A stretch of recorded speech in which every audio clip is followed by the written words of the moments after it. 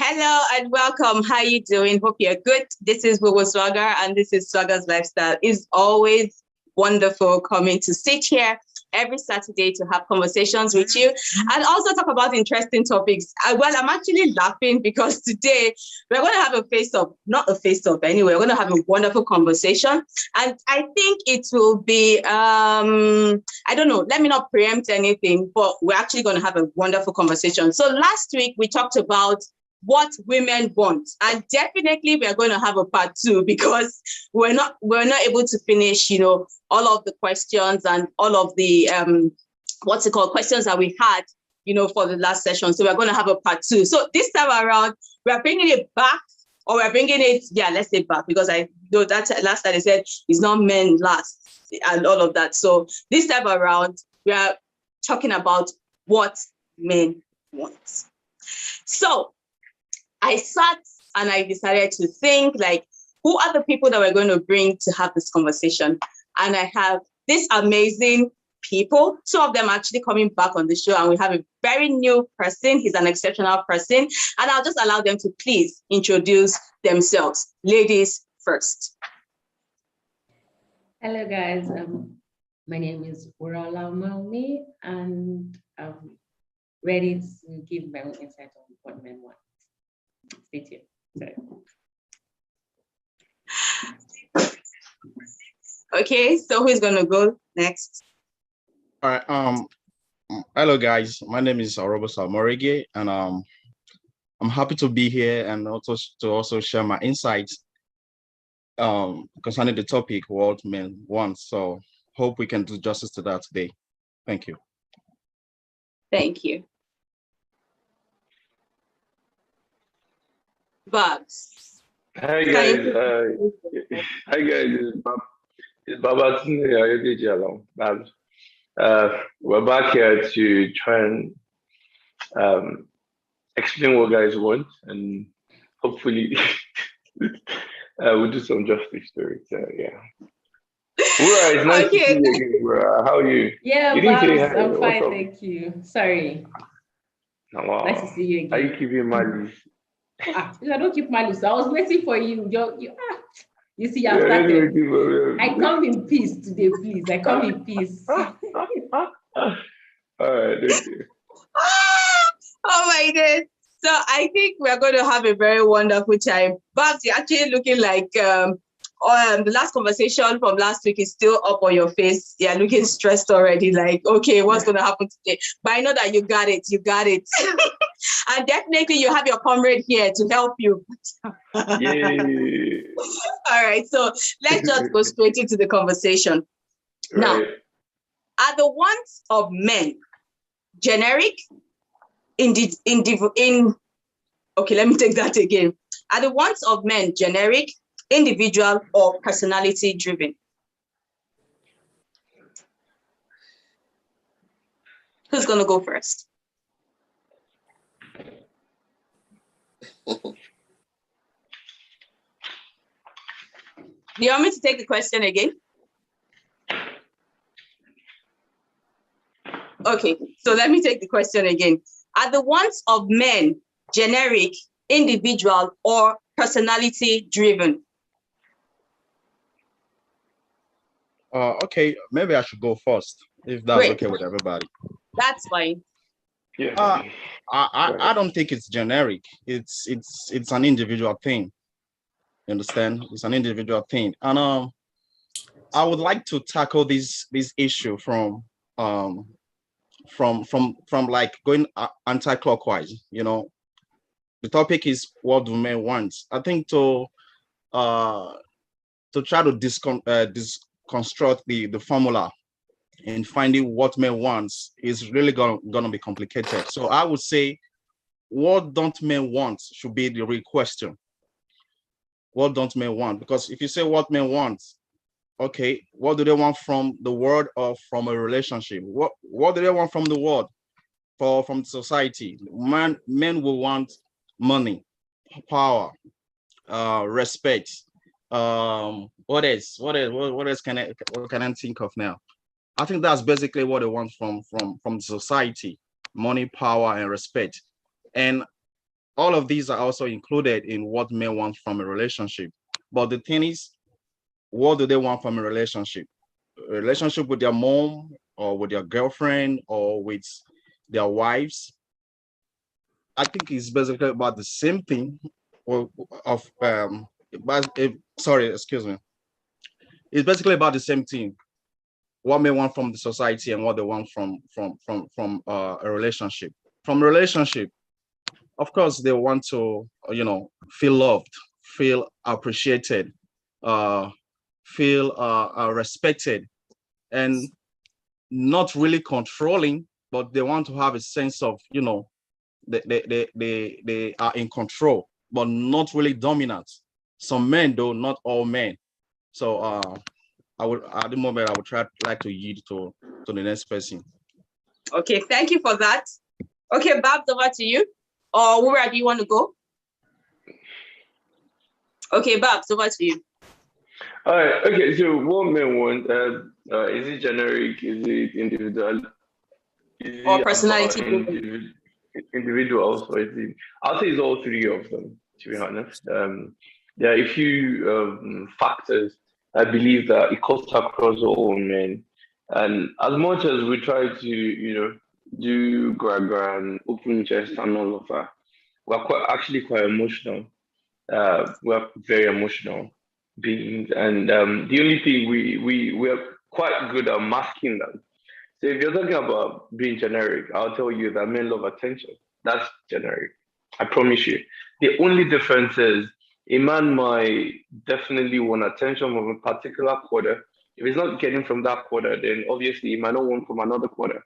But the fact that stands that men love attention. So if you're talking about things that also matter of individuals, then you talk about things like anger management, you talk about whether you're an introvert or an extrovert or ambivert, or we're talking about other things. So it can be personal, it can be generic, it can be what's the third one now? Individual driven. Individual driven, but I promise you there are things that cut across which will make it generic. There's some things that like personal, and there are other things that like so.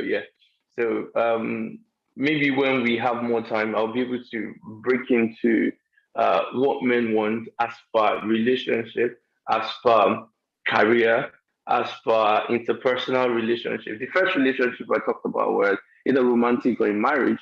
The other one is maybe professional friendship or maybe place of work relationship. And then the third one is probably the social gathering. I'm talking about belonging to clubs and groups. And, if we remember Abraham Maslow's theory of needs, and then that might shed a little bit of light into what category of need men want at a particular point in life. So, yeah. So when we have more time, or when I have more time later, I'll be able to sort of like group what men want into different categories. But when people hear things like what men want, automatically everybody thinks is relationship, dating, or marriage. A few people will think about workplace or social achievements or climbing the ladder So basically, like I said, what men want is not just in one vein. It is multi-dimensional. It requires multiple approaches to it. And it is not personal alone. It is not individual alone. It is not genetic alone. It cuts across all phases and spheres. I rest. Thank you. We're over to you. Okay, what men want. To be honest, I can't say what men want. But for the human part, I think we want to be able to live. That's how I say it. Like when I say live, basically, they want to be in control of their life, everything that pertains to their life. They want to be able to have their career, and I think for me, men just want control. They just want what? Control. Control. Okay. So please, if you could speak a little bit louder because it's Okay, difficult. I'm so sorry. Yeah. Okay, Yeah, that's fine. Control. Men just want control. Great. Okay, so it takes me to the next question because when I, asked the question earlier, I wanted to know everybody's perception as regards our topic. So it now takes me to the next question because I think Oroposa answered a part of it. He said men want three things: money, respect, love, and power. And then he added love as regards relationship. So it brings me to my next question. What do men want?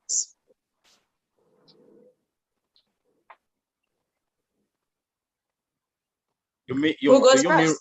Do you mean relationship wise or? Now, like if you pick an individual has different aspects of their life. So earlier you said what men want in life is almost the same as in relationship. So you mentioned money, you mentioned power, you mentioned respect. And when you started talking about relationship, you added love. Yeah. So you have given us sorry? And he added control. Yeah, I did add control, but I said not in a dominant way. You understand? But there's a little bit sense of control. Yeah. Okay, so if you could just shed more light on that. So what do men want? So you tell us, you are the man. So what do you guys want? Okay. Remember, I also say that to really dig into what men want from a relationship, it will really be complicated. But I would rather say, what don't men want in a relationship? For starters, guy time. They need men time, boys time. But in some relationship, I'm not sorry. I mean, like to be able to hang out with your friends, guys time. Okay, that's what they want. That's what you don't want. Of course, guys want that. Go No, hard. I'm lost. You say I'm sorry. Let me guess what you're saying. All right. You said you're trying to talk about what men don't want. And you said guys time. So they don't want guys time? No, not having enough guy time. Guys time. Okay. That's what I said. Not having enough guy time. Yeah. Are not you okay enough now? Or lack of it. Okay. It could be both. Not enough or lack of it. It could be both. So men don't want that. Not enough guy time. And another thing is they don't want to worry about finances. Of course, they want to be able to provide for their families. Even if you are in a relationship, you want a guy who always want to provide, be able to provide for his girlfriend or his the woman he hopes to get married to. Another thing is for one, I don't like a woman who's jealous. When jealousy comes in, I think that's a turn off for me. So a lot of things men don't want. So I think that will help us to answer what men really want. So I yield. Okay. So you just, spoke of a few. Is that okay, all right. We still have more. So maybe as time goes on, we'll be able to, great. Okay. Yeah. Babs. Can I? Okay. Babs. No, Babs. No, Babs, please. Babs, please. Babs, over to you. All right. Okay. So, what do men want? I'll go straight into it. So, in relationship, which I'm sure that's what a lot of people want to hear, basically. In relationship, I know that a lot of men might not agree or they might be defensive about it, but if we keep an open mind and really think about how we handle our relationship with our wives and with our partners, we'll discover a lot of things about ourselves. So I know that men seek validation just as much as anyone else.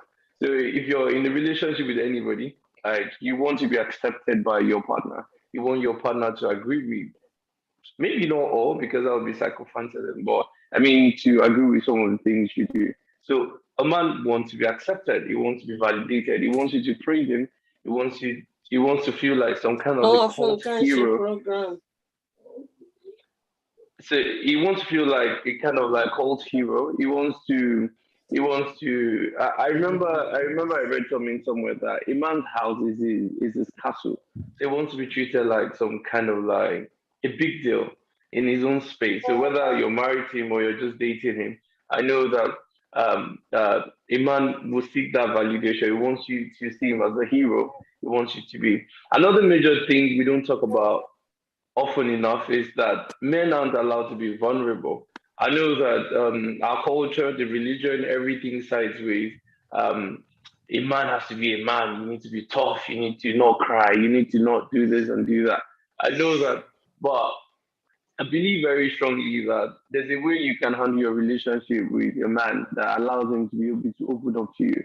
He's able to tell you his fears. He's able to cry if he needs to. He's able to tell you about how bad his day was. Not that you're going to ask your partner or your husband or how was your day? And he goes like, oh, everything is fine, just because he wants to paint that picture of him being in control all the time or not letting anything slip. So it's like, oh, everything is fine. And he's struggling. So I believe that men will want to be vulnerable if they're allowed to be vulnerable. Not everything. There's some partners that will tell their husbands or their boyfriends, you're a man now, be like a man and all of that. You need to remember that he's also a human being and he deals with a lot. He's a human being. He deals with a lot of emotions. So I believe that, men will want to be vulnerable. I believe that men love a playful partner. I mean, a partner you can banter with, a partner you can joke with, you can crack jokes with, and basically sit down and have real honest conversation. You can, play rough. That's what we call it in Nigeria. I mean, you can just mess around, just walk around a bit. Yeah, I believe men like that. Um, Men, I personally, if I would like my partner to be interested in my hobby. So obviously, we have a few things that take our time. Some people like to ride bikes. Some people like to play football. Some people like to watch football. Some people like to play games, FIFA, Mortal Kombat, and all of that. But it is commonplace in Nigeria. It's commonplace in Nigeria where everyone does his own thing in a setup. So in a relationship, the girl goes out to do her own things, and then the guy goes away to do his own thing as well. I believe that. Well, this is not like a kind of like relationship cancel, but I believe that creates like some kind of rift or divide or gap in the relation. Excuse me, in the relationship. So basically, I believe that guys will want their partners to be interested in what they take interest in. I mean, the screaming, "Oh, that's supposed to be a goal! Oh, Ronaldo was fouled," and then she just goes like, "Why are you screaming? You're disturbing everybody. Guys, go and sit down." That kind of thing. So I believe that guys will want their partner to be interested in their hobby. Um, I respect. Yeah, I know that a lot of people would think that's the first thing on the list, but not really, because I know that respect is actually earned. You don't just meet people or dating people or you're married to people and automatically you think um like you have to respect me and you're demanding for it. You don't demand for this thing, you earn the respect. So yeah, a man will want to be respected, but it's not like it's automatic because you're in a relationship with anybody. All right, it has to be earned. Yeah, and then being independent. Men love independent women. I mean, basically, I don't think any man wants anybody that's just basically just jumping on their back and dragging them around and not having anything to do or not having friends and always just, babe, where are you? What are you doing? This one, that one, where are you? When are you coming over? Come on, be independent a little bit. Be able to do common things around the house, like maybe change bulbs, you know, basic things are not like not everything you're going to be calling baby, baby, baby, baby, stuff like that. Yeah. And then men would like to be a priority. Like, I mean, in a relationship, I want to feel like a big deal. I want to know that I'm a priority in everything you do, your time, I want to be a priority. That, I mean, I think a lot of men won't mind that. And then this is very important, and I stand the risk of being misunderstood and being dragged a little bit as well. The issue of boundary and privacy. I know that people say, oh, relationship, oh, yes, my boyfriend, my husband, my friend, we have to do this, we can do this together. I mean, come on, there are things that have to be talked about. Like, you don't just think that, oh yeah, we're in a relationship, or we're married now, or anything, and then you just feel that there are no boundaries. The boundaries have to be discussed. I mean, what are the boundaries? What are the things I'm allowed to do or I'm not allowed to do? If you don't agree with it, you can debate on it and have real heart-to-heart conversation. I mean, you don't just assume that I'm dating this guy now, like dating, you're not even married to him. Automatically, you want a spec into his house. I mean, come on. Or, so boundaries and privacy has to be talked about a lot. So what men want when it comes to professional life, workplace, obviously the first thing there is going to have to be respect. Like if a man works in a place, he wants to be respected. He wants to be recognized. Like wherever you work, your efforts has to be not has to be, but I mean it would be nice if your efforts are recognized at your place of work, and then you're not seen as a burden, or you're not seen as a loafer or anybody. You're seen as a valuable member of the team. So men would love to be recognized at their workplace. They would love to be respected at a workplace. Don't let me bore everybody. Sure, when we come back, I'll have some more things to say. Thank you. We're over to you. Thank you for the ton of things that men want. Okay, we're over to you. Okay, so I want to start by saying I can't say for men what men want because I'm not a man. I have not walked a shoe or a day in a man's life, but I spoke to a couple of my male friends, and this from their point of view, because I can only speak from the perspective of a man. I can't speak for a man because I am not a man. Permit me, I don't have the testosterone to say I'm a man. So now this is coming from a point of view from the men I have spoken to. The first person I spoke to, he's on a healing journey. And to be honest, I love talking to him because he's somebody who was broken before by society, family, lifestyle. And he began a healing journey to be more open-minded, to be more understanding. And what he told me is,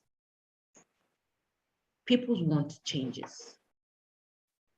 Men say at a certain point of time, they want certain things, but when their perspective changes, they don't want this anymore. They want respect, they want to be controlling. But when they realize that those things are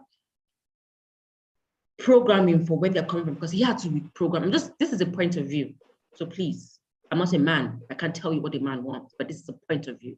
He said when you've been reprogrammed, you realize that control is a programming that you've been taught. Why do you want to control somebody else? Respect. You can't just say you want to be respected because you have something in between your legs. No. And that's why there's something, to be honest, a lot of things that Bob said, I really was like, okay, this is different today. I'm seeing a different side. Respect is earned. You can't just wake up and say, I want respect because I have something between my legs because you're a man. No, respect is earned. Men want respect. Men want control. And when I say control, not control over people, they want control over their life. Like, if I put in this work, I want to get back return. If I studied hard and build myself in this career, I want to be able to achieve that goal.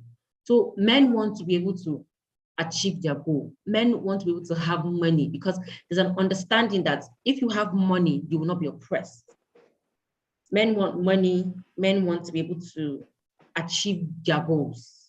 Men want to be able to have control over their lives, certain things that has to do with their lives. That's from the point of view, people that I asked. Men want to be vulnerable, as Bab said. I had to actually talk to a lot of guys so I can get the point of view. Men want to be vulnerable. And a lot of men, they always say the same thing. When they're in the circle of their men, that's when they can't even try. They can't even pretend to be vulnerable because it's their male, that's their male gender that will actually attack them. Men want to be vulnerable.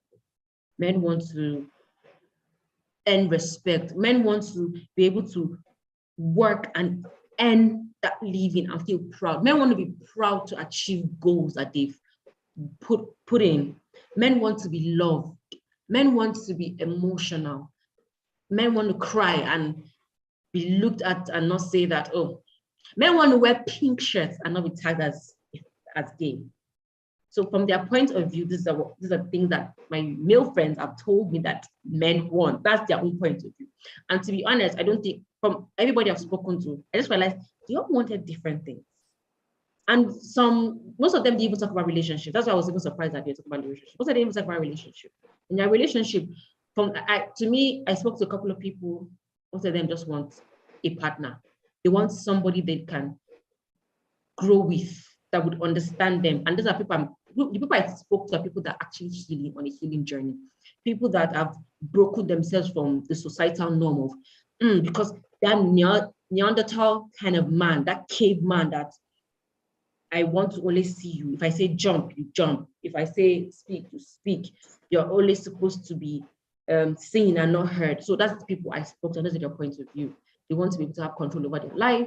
They want to be vulnerable. They want to be accepted.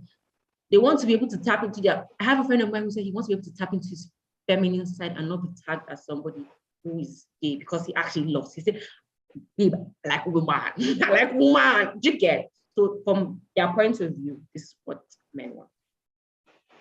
Okay, thank you for that. Now, my next question is, now from what everybody has said, I would like to say, I'm not stating this categorically, but it seems that when we're talking about a man's career or a man's life, it's intertwined with what he wants also in a relationship.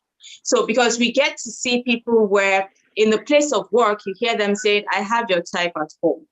You get to see them saying, you need to respect me, I am a man. So it brings me to the next question. What is the difference between what a man wants in his life and in a relationship? Is it one and the same? Babs, over to you. All right. Thank you, Funke. Well said, Wura.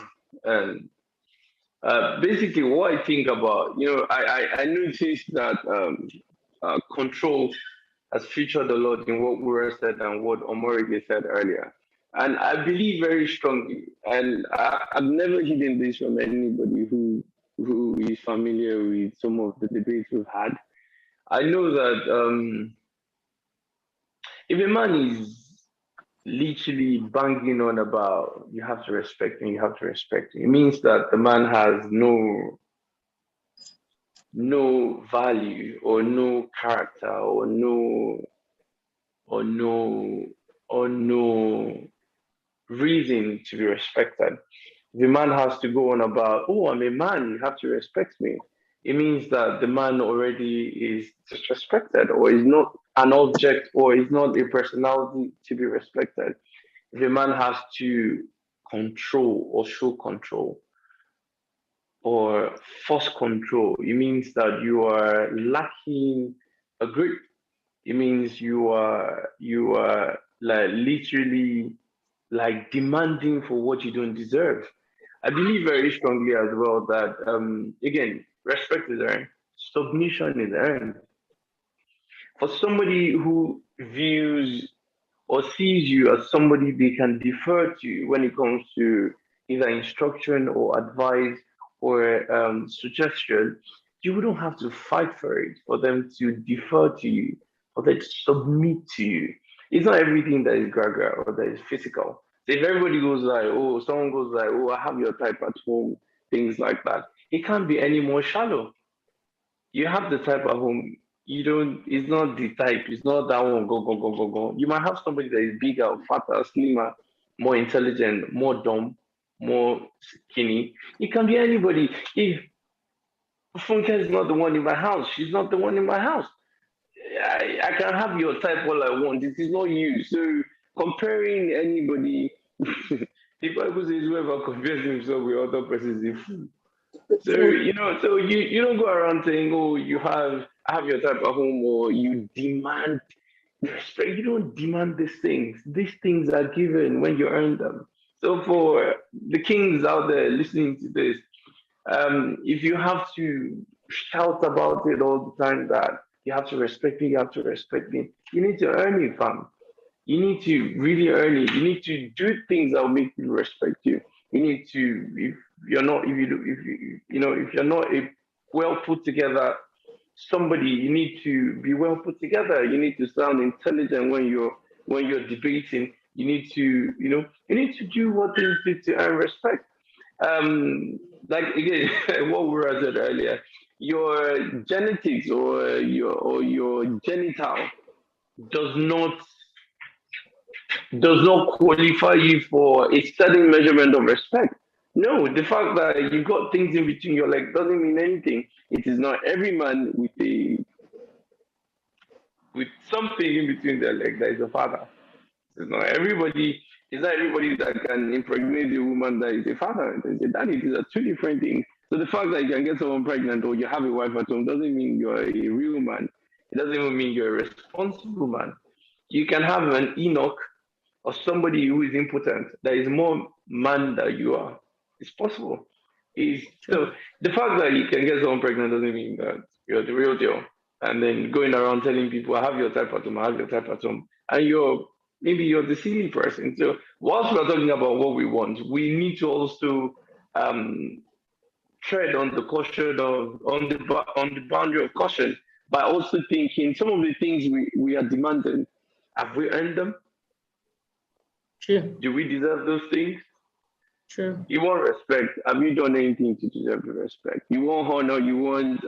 I said somewhere earlier on. You want to be a priority in a woman's life. Yes, she's like number 50 on your own list.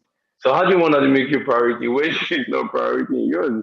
I mean, come on. True. I said something last week that women, you give them one thing, they can multiply for you. You give them hate, they can give you hate back. They'll give you pure sin. You give them love, they can multiply that. And then, so basically what we want, we've said it, but have we earned them? That's you true. Want your space, do you give your wife your space? Or your girlfriend, or your friend, or whatever, or your daughter? Let's talk about daughters as well. Like, those are some kind of relationship. So you want, I want you to be interested in my hobby. You don't even ask how the football I went to play went. And when me too, I said I was going to go and make my hair, did you ask me how it went? Same energy. Fam. So what men want, we need to also remember that while we are wanting what we want, we should ask ourselves, what are we giving? What are we giving? If you don't give, you have no right to demand or ask or expect actually, or be entitled. Sure, if you are, you should be beaten. Yeah, I'll just. And you also said something that got to me. You said a man wants to feel like a king in his house, but then again, ask yourself. Have you made your house into a castle? Does your wife or your partner feel like a queen that you want me to feel like a king? Yeah, you're very correct, which was why I said, while I'm wanting what I want, I should also ask myself, what am I offering? What am I giving? Like you rightly said, you made a house, you made a home and all of that. And your wife cannot make a decision. Your wife cannot say anything, she's wrong. You shout at her and you tear her down, and then you moan at her, you yell at her in front of the kids, and even the house girl gets more respect from you, and now you want to be treated like a king. Well, maybe the house help can help with that. Maybe definitely not your wife, because obviously you don't treat her like a king, queen. So yeah, so whilst we want what we want, we need to also ask ourselves, what are we given? Yeah, that's true. And even at the workplace. Yeah, the workplace as well. Yeah. Like you can't expect somebody to respect you. You are at the workplace. If you want respect from me, you should be able to give me respect also. You can't just expect. What are you contributing to the team? I said, oh yeah, you want recognition. Yeah, you want them to recognize you, but yes, when it's 5 o'clock, you close your laptop and go. When it's time to reward you. But even if you close your laptop and go when it's 5 o'clock, did you put in the work before that 5 o'clock? Did you do something that is recognizable? You get where you go work rich when time has nothing on you. When you will leave. No. I mean, when you have he will stay. No, what he means is you will stay. Okay, now you will stay by your work. Okay, and work. So if you want recognition at your place of work, where everybody's saying, "Oh yeah, your Omorige is a star child. Omorige is a star." You have to give it. So that's true. Again, it goes back to whatever we want, we should get it. So, if you want respect, even at work, if you want your colleague, it's about relationship, not a parasitic relationship. Yeah, it's not a relationship, because I feel like this conversations always tend to lead to relationship, even at the workspace. even in your life, because Workspace, sometimes, yes, relationship. even in your life generally, in every day, like maybe if you go out and you are like maybe at the mall, like you just expect me to move for you because I'm a man and you are a woman. No, if you want respect anywhere in your life, you have to be able to give respect.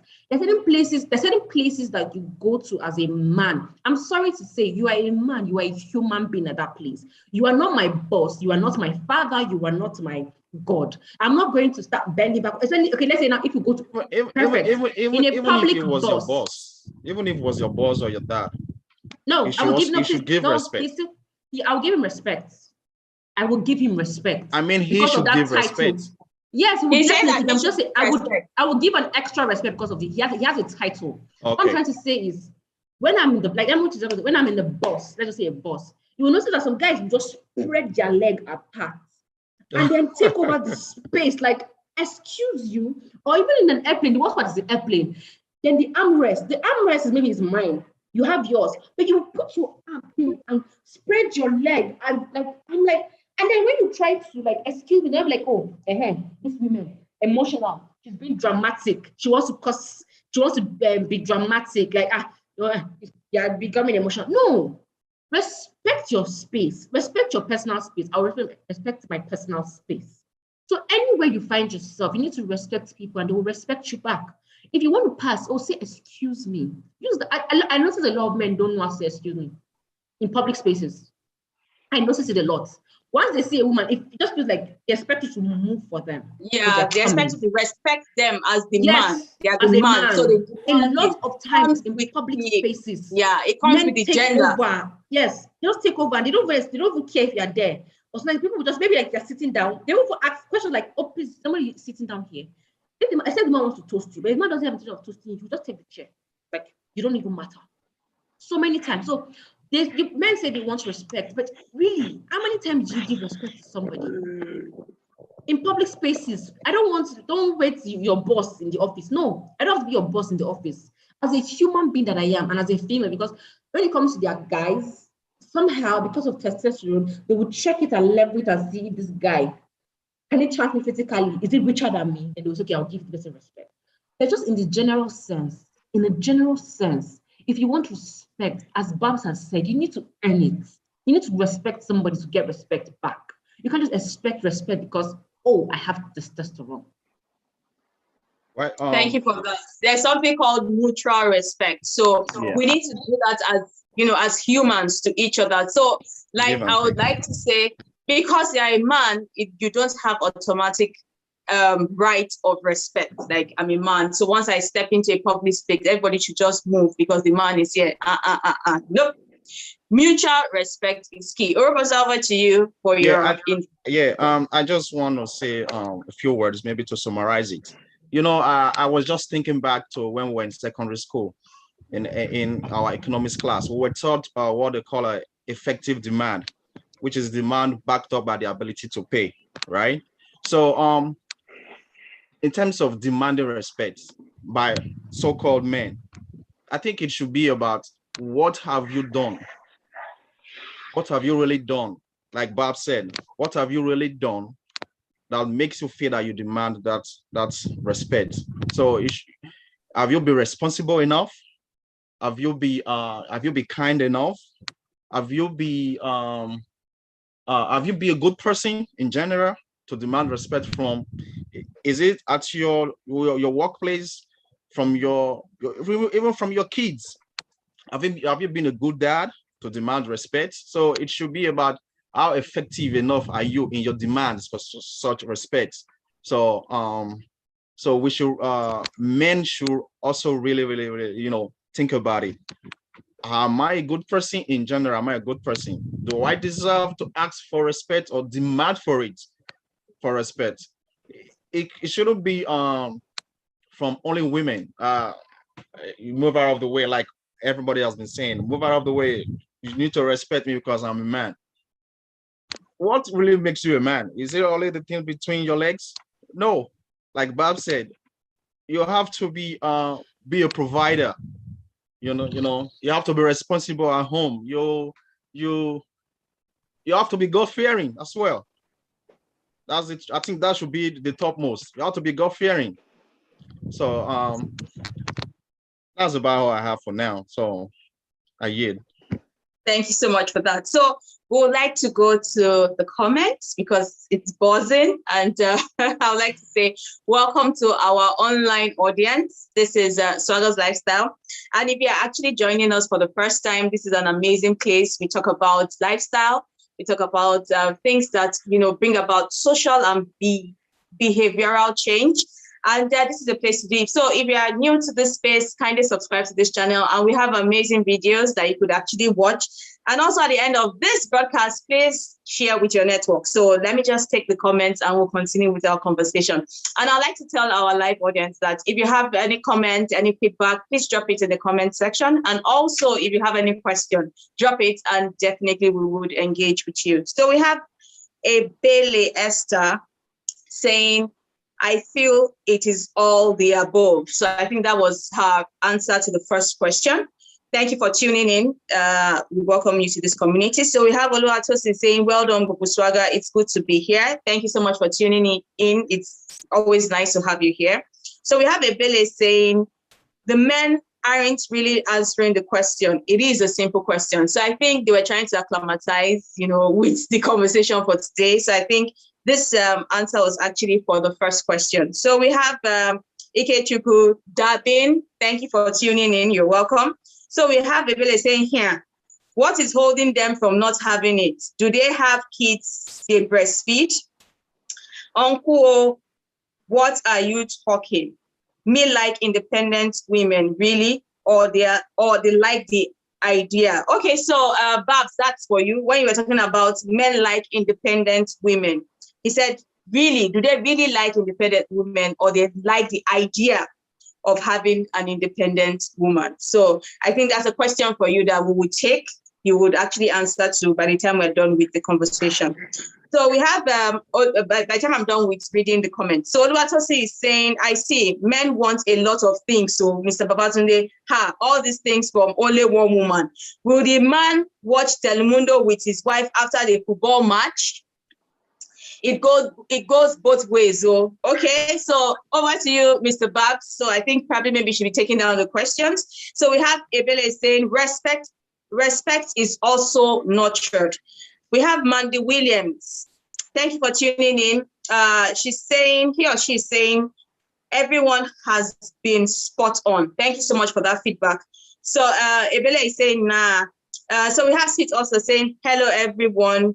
Good job, fam. Hi, thank you for tuning in. So we have Adebumi Ugudeko saying, well done, both. Thank you so much for tuning in. And she's talking about, she agreeing to what we're talking about. So we have Olufum Lola Omotaya saying, good to be here. Our guest, you are welcome. Thank you so much for tuning in.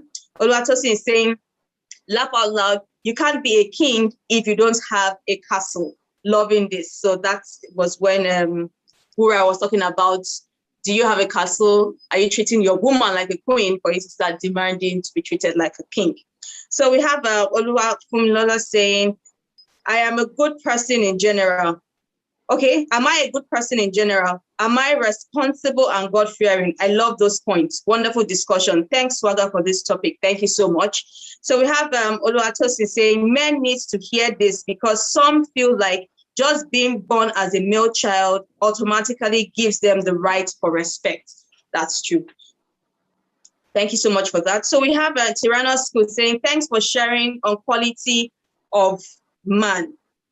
Thanks for sharing on quality of man. Action leads to reaction. Mutual respect is it.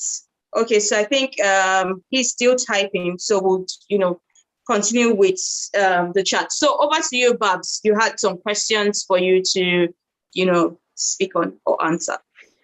All right. Okay, so let me quickly you can see that today. I'm not coming at you.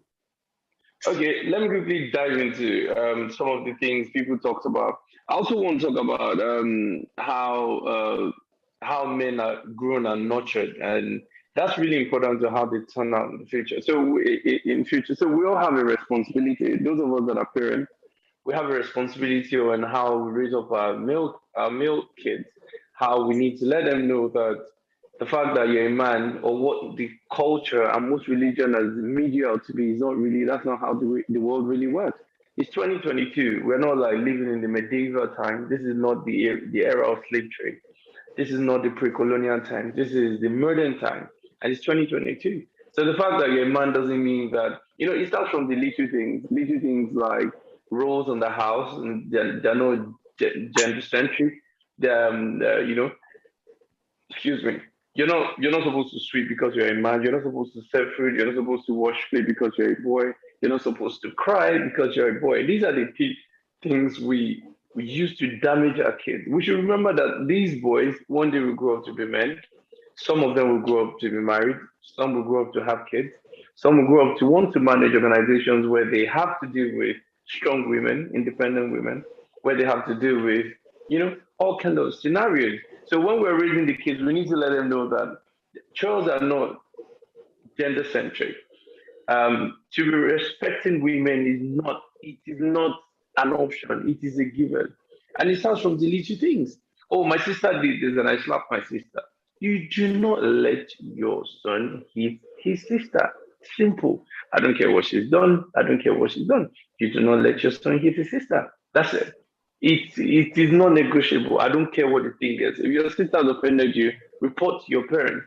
Let them deal with it. You do not hit your sister. It starts from these little things. It starts from when your child is small or your son is small. Until he's throwing tantrum, slaps your wife in front of you, and you're there saying, "Oh, it's just a child." Children, I'm sure mommy is here listening to us. Children are very, very intelligent. You stop them from doing stuff, they will stop doing that stuff. You encourage them. He's angry, That's he's throwing true. tantrum, That's slaps true. his mom. And then you're like, oh yeah, baby, might be no child, don't be angry. Maybe it's just a child. No, the first time my son slapped my wife, I slapped him right back. It was just a few months then. If my wife is listening, she can testify to that. I slapped him so hard, he would never try it again. How would you be slapping my wife? Like, even That's though you're child my son. abuse. Child abuse. Yes, I was about to say it. Okay, it's child abuse. When they slap his mother, it's wife abuse. That's assault as well. Not in Nigeria. I know. That's why I know. That's why I said there's so many things we do that will not be popular, that will not be, that will not. But there's a reason why I'd rather raise my kids in Africa, even though they have the opportunity or chances of maybe living in another country. But I raise my kids in Africa because we have certain Support you, values. bros.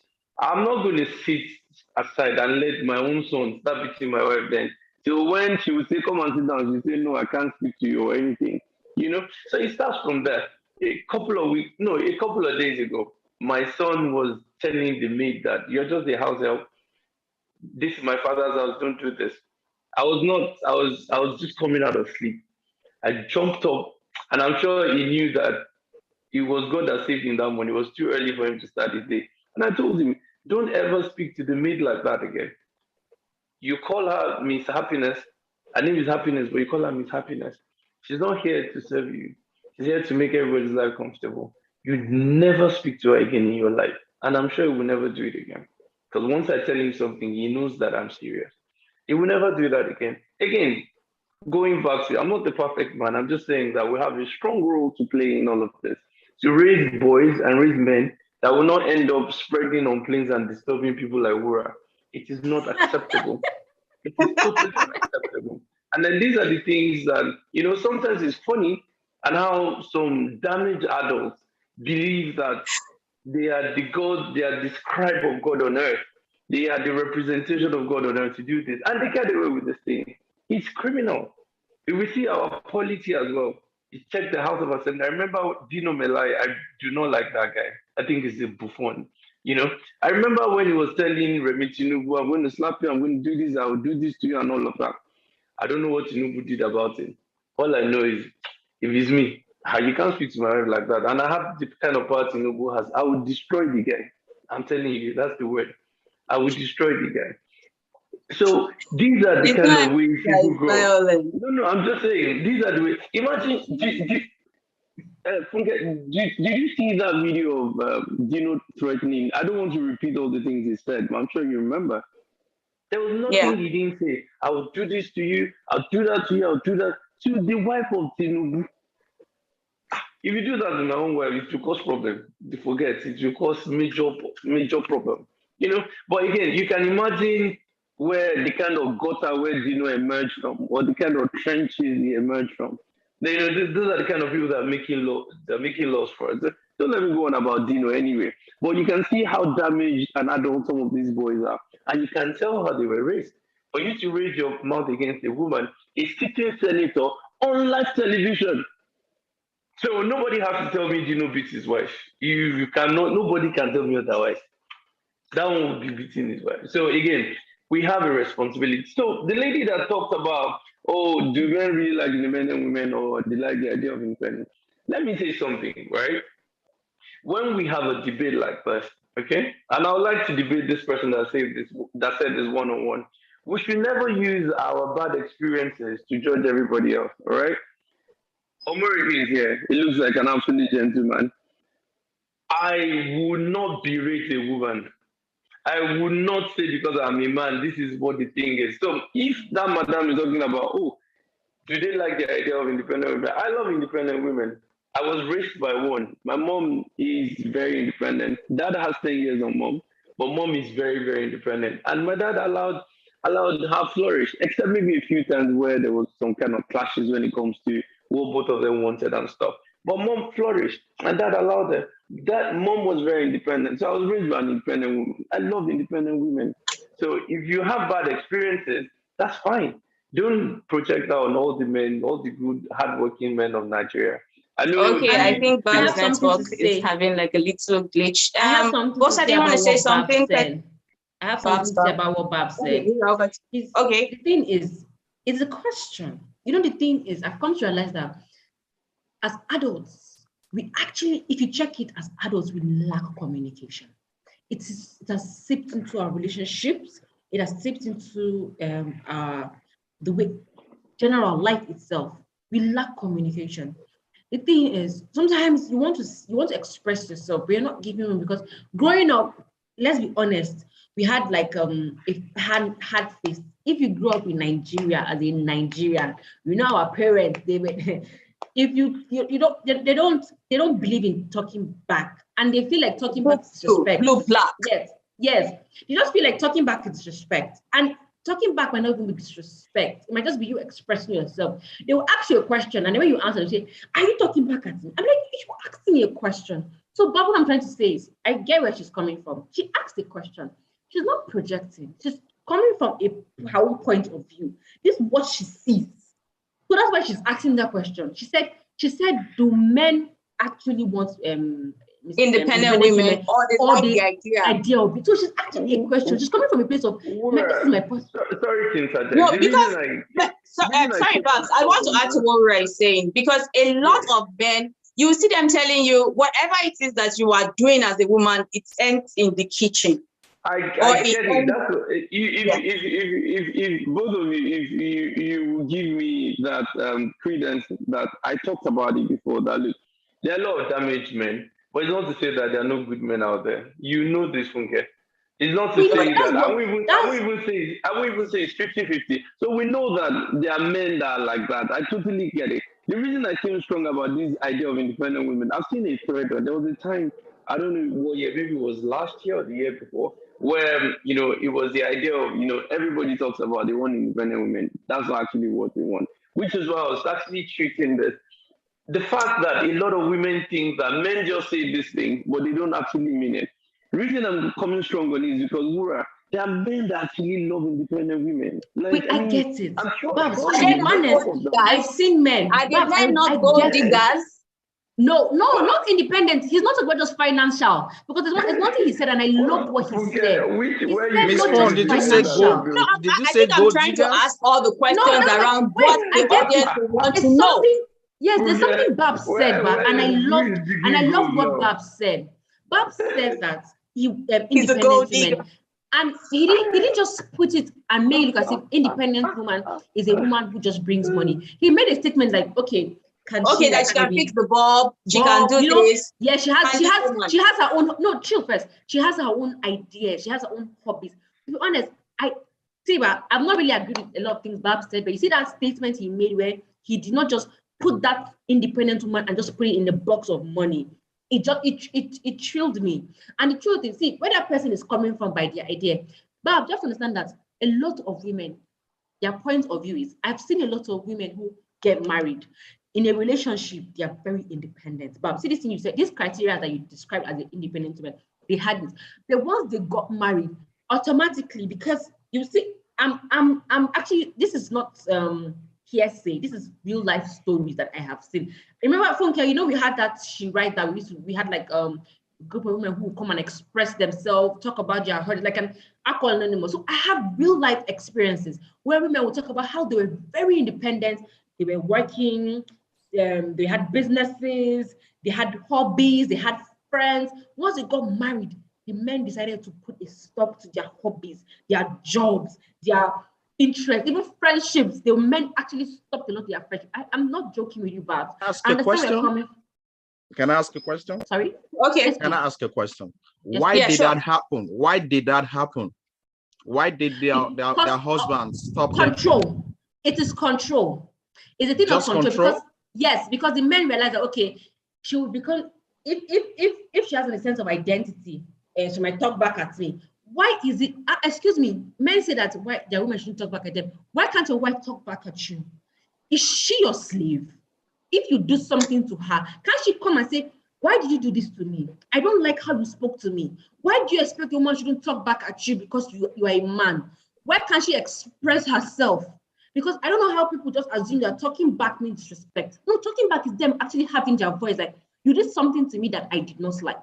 You were rude to me. You insulted me in front of your friends, or you did not have my back, just you're talking back at me. Or why are you coming back by this time? She's talking back at me. How is that talking back? That's her actually communicating with you. But because you are a man, you want control. You think that she should not talk back at you. Most of those men actually put their wives in a bond because they feel like if she has an identity about, or maybe if she's working, maybe what you do at work, you flirt around with your female colleagues. So you believe that if she's at work, she will have a colleague to flirt with her. You feel if she do have friends, because you see some group of women where you went out with and they're playing or they're flirting, you feel if she's a group of her women, they will gossip. She will tell her friends about the things you do which you know are terrible. You just want to close it up. So that is the truth. Because why is it a problem that your wife is working and all of a sudden you get married and say she just wants to work? So please, you asked me a question. Why do the men do those things they do? Okay, so please, can you explain to me why you think the men stop their wife from having hobbies, stop their wife from their businesses, stop their wife from keeping friends, stop their wife from working? Please explain to me. Well, to answer your question, I can't answer your question. That's the truth. Because listen, I will not do that. See, I will not do that to stop my wife from working. No, I wouldn't do that. Okay, then why did you ask the question that why did the men do No, I that? just wanted, because it is saying that all of those women had to stop whatever they were doing prior before they got married, prior before they you understand? It's the same. Because I will not, I don't know how to put it. That is like Bob said earlier, it's criminal for a man to do that at this time, in this in this age. No, it's criminal. Fair. Okay, so back to the question you asked, why do men do what they do? Do you know that I have a friend of mine who said something? I know he's funny. Funken was a friend. He said, my friend asked him a question. She complained that her husband doesn't allow her to go out, but he's always going out. She doesn't have a social life, but her husband has a social life. And you know what the friend said? He said because he doesn't want the wife to catch him where he goes to. You see, right here, I have a wife here, right? You can still hear me, right?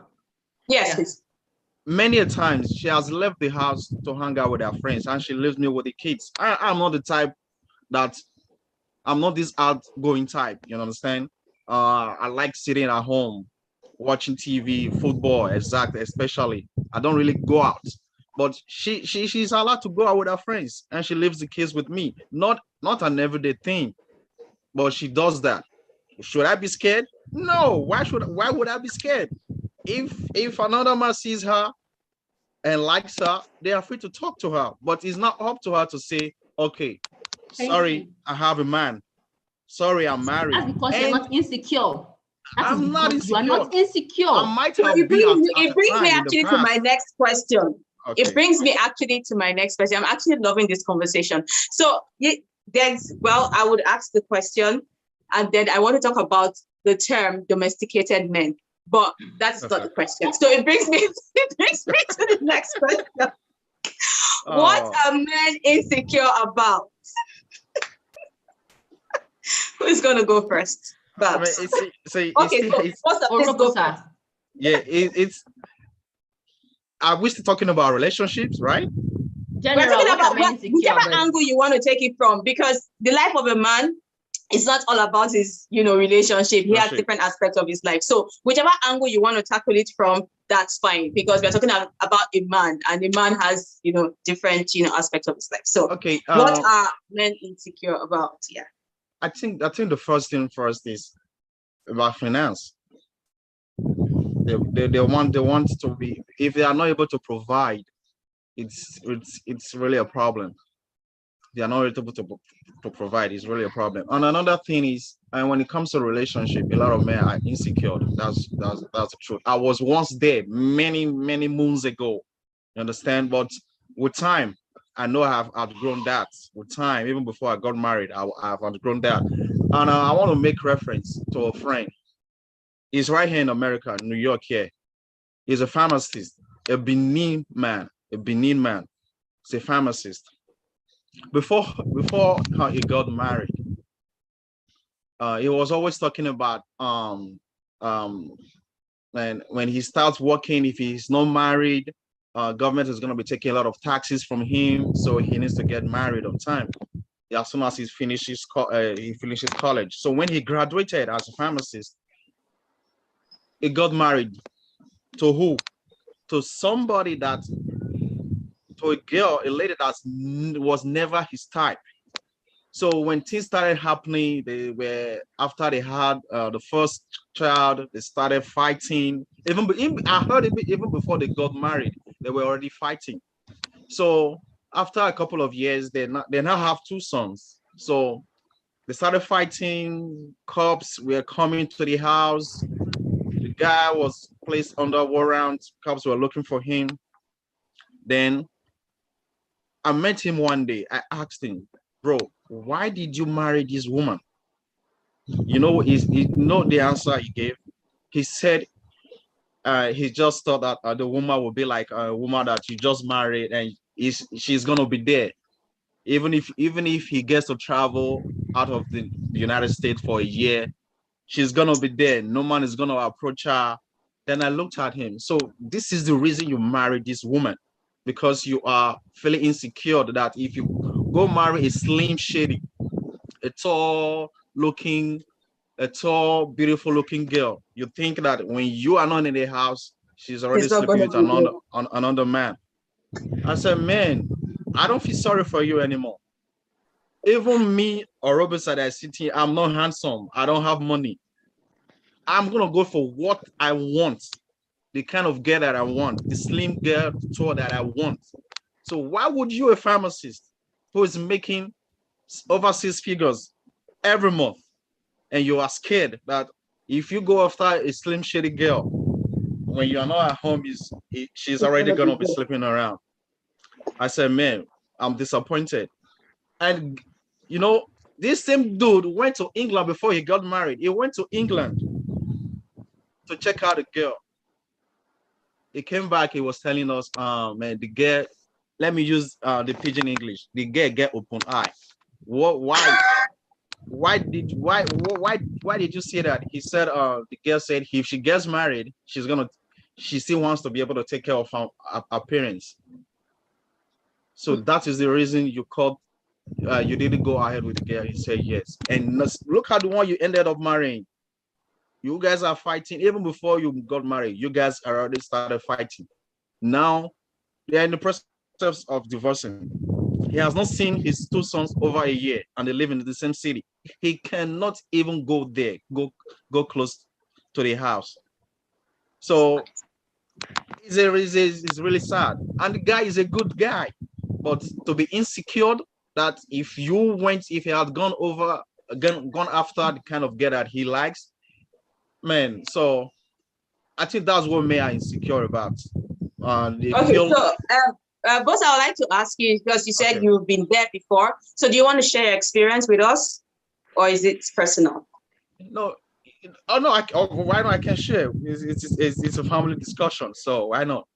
I mean, growing up in the college days, you want to hang out, you want to date a girl, you understand? So I was feeling insecure that man, that is the kind of girl that I want, but I didn't have the financial power to go on, to go after And them. after, So yeah, but with age, as I grew older, I saw that no, it's not all about finance. There are some girls who just like you because you're gentle, you are intelligent, book-wise, even street-wise, you are intelligent. So that made me really outgrow that insecurity. So that was what I'm trying to say. okay, thank you so much for that. So, Babs, over to you. Yeah, what we're insecure about, we can be like America said, we are we can be super insecure about our finances. And it's not maybe a lot of times it's probably not insecure about finances because you're trying to impress anybody. In the case of where you have responsibilities, you have kids, you have a wife or wives, as the case may be, if you don't earn enough, that might make you feel a little bit not up to par or up to scratch. So it might make you feel a little bit, insecure. Men can be insecure about their body. If you think maybe you don't have six packs or you're not tall enough, or maybe you think your stuff is small, it's not big enough the way they talk about it. Some people have allowed pornography to ruin their life, and you know what they do, the kind of muzzle-bound young men you look around, and so basically, so they can be insecure about their body, can be insecure about their finances, they can be insecure about their courage. I mean, you see some people, you see Obama, when Obama is talking so well put together, guy doesn't think about anything, he just says it. Obama can talk for like 10 hours. I mean, non-stop, rolling out very fancy English and stuff like that. So you can be insecure about things like that. The only thing I can say is, look, no matter what you are, you're somebody's cup of tea. And no matter what you are, you're some people's not cup of tea. They just totally hate you. I mean, maybe they don't hate you. You're just not their cup of tea. I met beautiful girls that would say that they don't like beautiful boys. They don't like fine boys. They feel that the guy is too oily. The guy is just too oily. They don't like them. Yeah. Um. Some guys don't like fair skinned girls. Like for no reason. It's not for anything. It's just that's not just my cup. You know, you can see how tall LeBron James' wife is. You know, she's really petite and stuff. But LeBron James is like a mountain. You know what I mean? So for anybody that is listening out there and you're insecure about, about your body, about your height, about anything, you're somebody's cup of tea. You're somebody's exact spec. And trust me, if you go and get that body you're looking for, let's say you can use a drug and get taller. Some guys don't like tall girls. And if you have somebody in mind wanting to be, for the case of a man, you want to have six pack. I also know girls that will tell you, I don't want six packs. I want a guy that can hug that feels like Teddy B. And I'm like, okay, yeah, not that. Like, I've heard you all. So for anybody that wants to be insecure, and like Omori said earlier, you're thinking, oh, I need to have all this money to be anything. The people that don't give a toss about what you have. As a matter of fact, some people will tell you, oh, this one has too much money, everybody will be chasing him with me. I don't want this one is too in the eye of everybody. This one is driving Benz, this one is doing Yahoo with me. Me. So basically, whatever it is you are, be content with it. And then the issue of insecurity would even come come in. So you know, so those are the few things I think men can be insecure about, but I think they don't even make any sense. And in the case of being insecure about your partner, I think it has to do with paying too much attention to.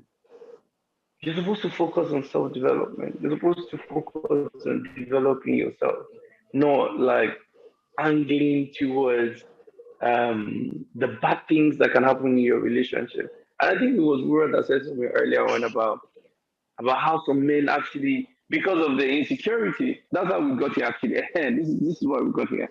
They don't want the wife to go to work. They don't want the wife to, deal with people. We've talked about this on this show before. And I remember it's one of my earlier, I think it was a couple of months ago. So I believe that before you marry anybody, I will never back up on that one. You should date the person for at least 2 years. And then during the time of your courtship, you need to find out who the man is. You need to find out who the woman is. Oh, this guy drinks, so he likes to go out. I cannot marry him. Alele, carry your load and go. Oh, this woman knows she likes to go out. I cannot marry her. Carry your load and go. Don't marry anybody and try to make them into something that you read from the pages of the paper or the things you and your friends discussed about under the mango tree where they're drinking cold beer. No. Watch whoever you want to marry. See that they tick what you want, the things you can live with, the things you can't live with. If you're good with it, then go ahead with it. If per chance anybody is getting married to somebody, for example, now maybe Wura looks like she's driven, like she wants to have a career in whatever it is she gets up to.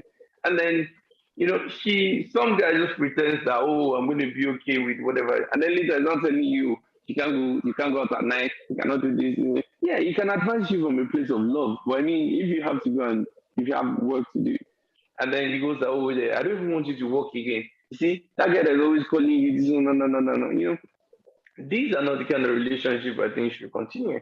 Because at the end of the day, he's just doing his life and just doing everything, winning all the accolades while you're just there. And then he still comes home and tells you, baby, you're getting fat. So basically, this life is too short for either of them to be dancing to the tune of the other person and not chasing their own dreams. I heard what Moriki said earlier that Madam can leave children with. I do school runs. I drop him off, pick him up. Okay, I'm in my office at the moment. Let me show you guys something. This is my kit. It's homework kit. I type them here so I don't mess up. Yeah. This is crayon that I used to do my son's assignment. This is pencil. This is, again, know who you're getting married to. Don't just go and marry somebody that they recommended that is just relocating from Canada, and then you just go and marry the person because you grew up on survival and you're looking for a way out of poverty. No. Know who you're getting married to. Don't come and be disturbing us here that your husband didn't let you walk. What did you people talk about before you got married? I mean, come on. Then I sympathize with some people, but a lot of people really, I don't sympathize with them. I mean, you got married to whoever, maybe the woman or the man, because you have an agenda. Suddenly, things are not going your way. You're now shouting that Nigerian men will tell you not to work. Why didn't you study the person before you married the person? That's not supposed to be our fault. And you're not supposed to generalize that, oh yeah, Yoruba men are like this. Know who you're getting married to. Men, know who you're getting married to. Women, know who you're getting married to. It's on you, darlings. It's on you. Whatever you're getting out of it, it's on you. If the person has defrauded you and pretended and married you, by all in front of God and man, you should be able to walk away from that. I know a lot of people don't want to hear it, but how long are we going to be alive for that want to spend the rest of our lives conforming to things we're not happy about? Everybody's low-key struggling with depression. I mean, economic hardship and all of that. Why should your house become a place where you have to endure? Why? You're not going to be here for 800 years. Why should you have to endure that?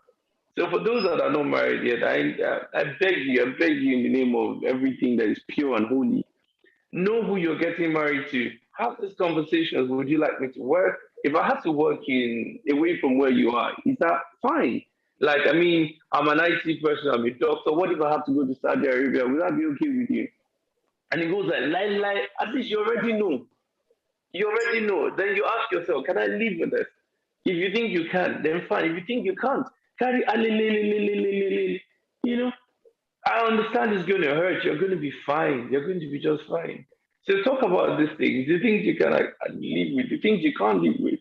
Don't go into it and then go on social media and start complaining that they kept you at home. Sister, brother, for now. Thank you. Thank you so much for that, Babs. We're over to you. Can I add to that? Okay, all right. Okay, that's just on the issue of women knowing the man before they get married, right? I just want to add to what Mr. Babs was saying.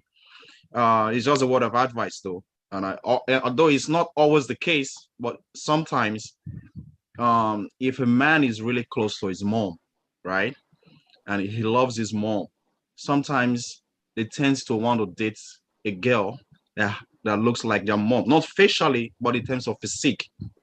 Understand? So if you are still in a relationship or character. Or character, you're very correct. So if you're still in a relationship, to women and their father and their brother, the husband or boyfriend usually takes after either the brother or the father. You're very right, Omoriga. So if you're still in a relationship and your boyfriend's mother is a slim woman, and he loves his mother, know that he might want to end up with a slim woman as well. But if it is the other way around, the same thing goes. So it's just a word of advice for anybody who is listening to us and they're to get married, especially the ladies. Thank you so much for that manly advice. We're over to you. So we're talking about what men are insecure about. Yes, we can't hear you. If you could please project a bit. Yeah. We're talking about what men are insecure about, and from a point of view, I feel like men are insecure about their finances. They're insecure about their physical attributes. They're insecure about their sexual attributes. Yeah, those are the kind of things that will make men insecure. You say what? What are you asking me about? How did you know that men they're this about sexual? That is why a man who feels like. Why are you scratching your head? Look at the camera and answer. That's what I'm actually trying to answer. Just be bold enough to say it. And I agree with you. A man who feels like he's incapable or his package is not packaging, like he has very limited package. He will be driving a big gas car. He will try to overcompensate. Hey, what do you mean limited package? I don't understand. Miss Fawn. Miss Fawn. I thought we are all adults here, and those who are online. Yes, we are. So, Miss, how do you say? You know, you do realize we're still on YouTube, right? But I can't. Yeah, so that don't let them ban my channel. No? Yes. Exactly. So let us code it. So yes, limited what I mean by the package, when the package is small, you know, there's small packages. So a guy who has a small package will be quite insecure, and he would feel like he's not man enough, and then he will overcompensate in other areas of his life. And that's what I'm trying to say. That I did not say. What did you say? It's not about big or small. It's about how you use it. So. Okay, that's another angle. So it's not about how you use anything.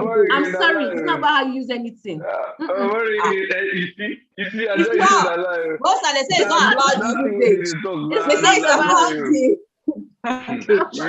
use it too. It's not about the usage. Okay, so exactly. What is it? Because we need someone to break the tie. Is it about the package or is it about the usage?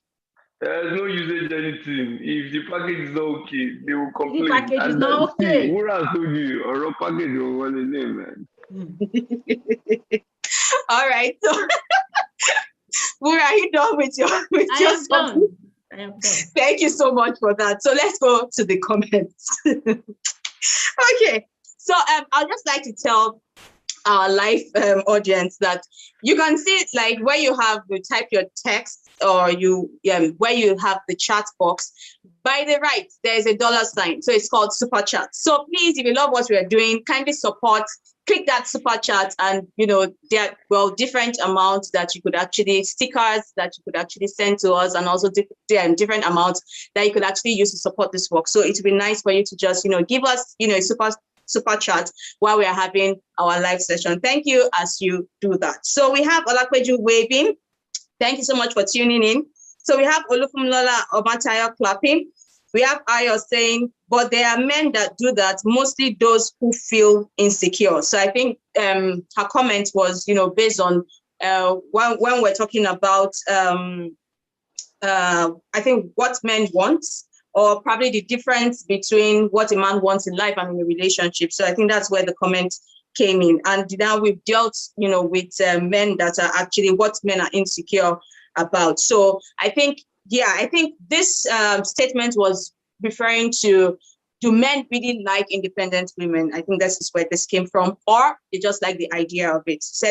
But there are some men that do, mostly those who feel insecure. So we have Olapeju sending the fire sign. So Olufumlola is saying, not every man will do that.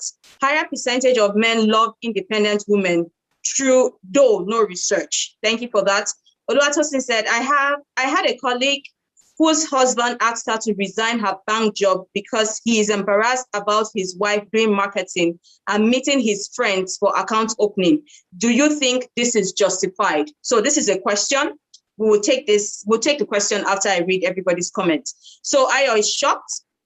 Ayo is saying, okay, so she couldn't, Ayo is saying, so she shouldn't take care of her parents now. Wow, okay, that's shocked us towards Bosa's friend's experience. So Oluwatosin is saying, secondly, do men love independent women because they don't depend so much on them financially and they will split bills with them? What is the attractive traits of an independent woman? That is another question. So we have Olufumlola Amata is saying the insecurity is in the foundation. If the foundation be destroyed, what can the righteous do? So we have Ayo saying, good point, Babs. She's saying, right, a lot of questions to be asked and observations to be made before you get married. Ayo is saying, don't overlook something that would become a problem or even a threat to your marriage. Address it or keep moving, in Bab's words. Alele, pack your things and go. So we have Ayo saying, it's about how the man feels. So that is about, as in what we're talking about, our conversation. So we have 2 questions, and then who wants to take that? Who wants to go first? Perhaps you should read the questions again. Okay, all right. So let me take the questions again. So the first question is, I had a colleague whose husband asked her to resign her bank job because he is embarrassed about his wife doing marketing and meeting his friends for account opening. Do you think this is justified? That's the first question. The second question is, secondly, do men love independent women because they won't depend so much on them financially and they would split the bills with them? What is the attractive traits of an independent woman? That is the second question. Wura, can you go? Okay. The first one, sorry, what's the first one again? Sorry, just. Okay, so the first question is talking about her colleague, the husband asked. That first one, to be honest, I feel like he knew that this lady is the banker and he knew that she was in the marketing department. And her asking his friends is even supposed to be like, okay, you know what? I feel your friends will not be those typical men who feel like if I tell them to open their account with me, they would want more from me. At least I know your friends, more convenient. It's like friends, you're supposed to it's like how when you have a business. Imagine if you start a business, which your friends support you by patronizing you, which your friends support you by buying from you or coming to your store. So basically, that's her business. So her asking your friends is them showing their support. And the money is not going to her. The money is still their money. It's just being kept in her bank. So it makes no sense that the man is embarrassed by what his wife does. It's different. His wife, is she on the streets?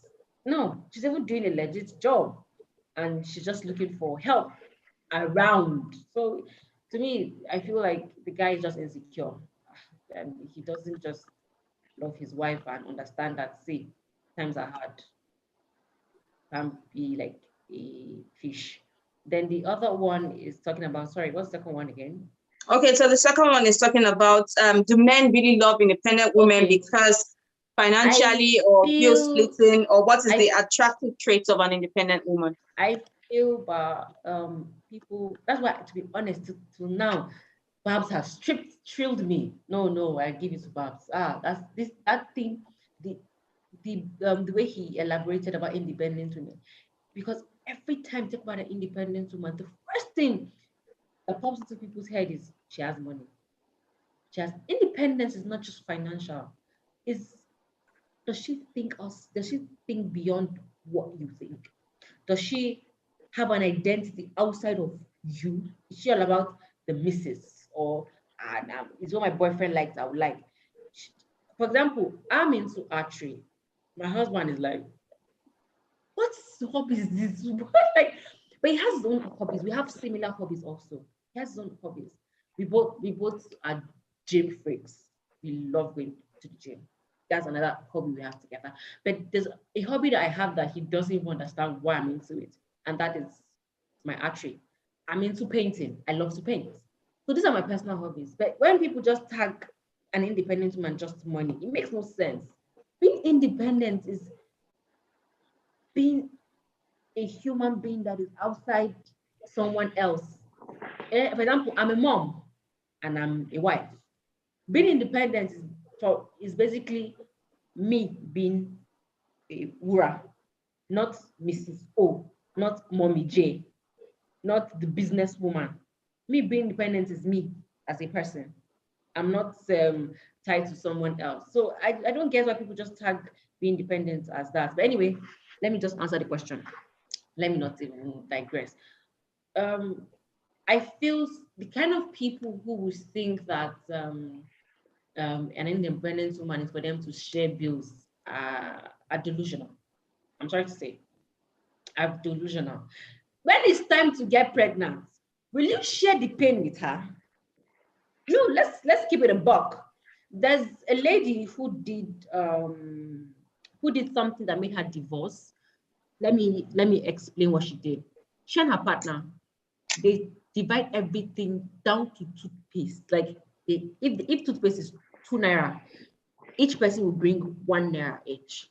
So when it was time for her to get pregnant, yes, it actually led to her getting divorced. When it was time for her to get pregnant, she had to break down how much she's going to lose by going on maternity leave. She broke down how much she's going to lose by being pregnant because they're not going to give her a lot of work. When she broke it down and gave the guy the financial equivalent, because okay, since I'm going to lose more financially because I have to limit my time at work, I have to go on maternity leave, and she gave the guy the financial implication on it. The guy said no, that he expected her to get pregnant, take all that risk. And don't forget, she also, and what even I love she did was she broke down, because a lot of men don't understand that the toll it takes on women when they get pregnant, the hormonal implication, the physical implication. Some women lose their teeth. Some women can't walk. I read of a woman who gave birth to her child and became paralyzed. Some women have waist pain. They can't even bend down for too long. Some women, they stretch and they can't go back to how they were. So she broke down, even down to her plastic surgery that she's going to do so that she doesn't any implication. The man told her that, so why can't you be the one to just get pregnant and bear the brunt of it? And when she realized that, okay, he was not going to pay the financial implication, she divorced him. I am good enough to do all that, lose my finances. You won't lose your financial status. You won't lose your time at work. But we're supposed to do it 50-50. So when you say you are independent, you want an independent man, so you can do it 50-50. Is it really 50-50? Babs also talks about gender roles in the house. Some men don't believe that they should. Some men, I can bet if you do an analysis of Nigerian men, lots of them have never dedicated to boiling water. So a lot of them, it's just that because of our population and our economy, the average Nigerian home is privileged to have a maid. So the man doesn't. So imagine if it's a two-parent house where there's no maid, because to get a maid is expensive. Most of the roles will be buried on the female because it's tagged as a female thing. The cleaning, the cooking, the taking care of the children, even down to hospital. Somebody tweeted something that she needs a day. She would love a day in the hospital when the men will come to the children and have all the information without asking the mother for the information. So those are the issues. You're expecting somebody that is independent to split the bills, but when it comes down to other things like what's the work in the house, are they going to split it? Because to be honest, if we're being honest, most of the things about cooking, cleaning is tagged to women. When it comes to pregnancy, who is going to do all of that? It's still the woman. When she gives birth, who will suffer the brunt? Whose cervix will open wide? Who will get stitches if it's CS? Who will be in tremendous pain? Who will battle postpartum depression? It's not going to be you. So that's splitting the bill. Please explain it to me. So I think the splitting of the bill thing should be you as a woman, you could pitch in to help your husband. So I don't think people should get married and they're saying we are going to this marriage, he must bring certain percent. I don't know how people do it, but okay, so let's hear from the men. Bura, thank you so much for that. So the men, can you please tell us? Yes, please. Okay. Not that is a good idea for you to impose it on your wife that you guys have to share the bill evenly. No, it's not a good idea. I want to use my house for as an instance. Okay. Yeah. My wife works and I work too, right? But I've never asked her to, okay, this electrical bill, you're gonna be paying it. The cable bill, you're gonna be paying it. She does that on her own. I didn't ask her. She does that on her own. And to tell you the truth, most times I end up being the one paying it. Not that I don't want her to do that or whatever, but it's just in my subconscious mind. Oh, the bill is due this month. Let me pay it. It's due next month. Let me pay it. Sometimes she comes. Oh, have you paid the bill? I say yes. Or she wanted to pay it. No, don't worry. It's been paid. But then other things like I can't remember the last time I bought things for my kids. She does that. Not that I asked her to do it. She just all the time before.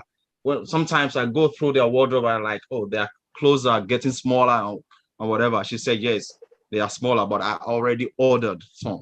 Oh, all right, thanks. So it's not like we didn't agree on it. It's just like that. Like I think I would say it's just natural. That's how we believe it. And on the part of the first question you asked was if it was about wrong, asking her to leave her job because I think to better answer that question, I think it needs more information. Was there anything happening between the lady and the friends and the husband's friends that she went to for account opening? Did they say anything to her? You understand? Because the reason I'm saying is I remember when my immediate elder sister just graduated from the university. So after NYC, there's normal. You go out and you start looking for a job. They went to this bank PHB that was very close to my house. 3 of them, when I said they, I met 3 of them, 2 girls and the third person was a guy. They all went to ask for any opportunities. So the bank manager said, no, there's no opportunity. But while they were about to leave, my sister said the man pulled her back and said, listen, we don't really have opportunities, but I like you, right?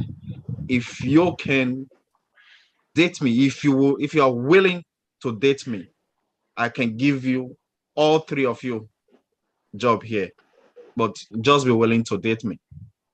So when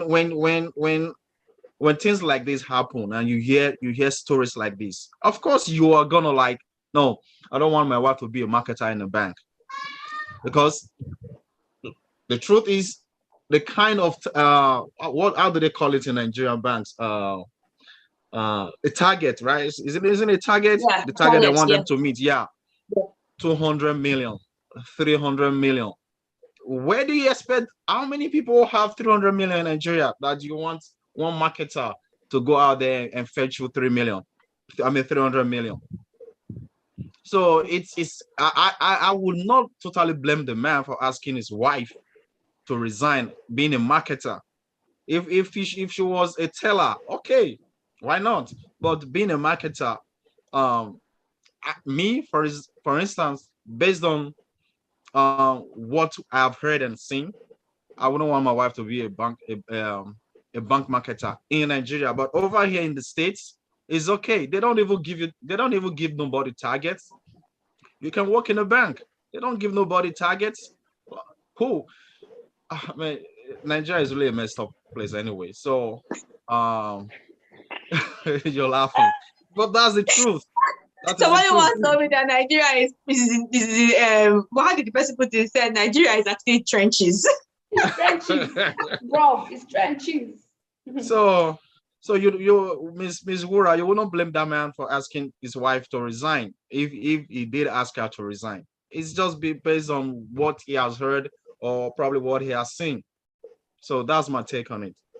Okay, thank you for that. So Babs, over to you. Okay, I do agree with the man asking his wife to resign. Like Wura said, you knew what she was doing for a living before you married her. Okay, let's even assume that she got the job after you guys got married.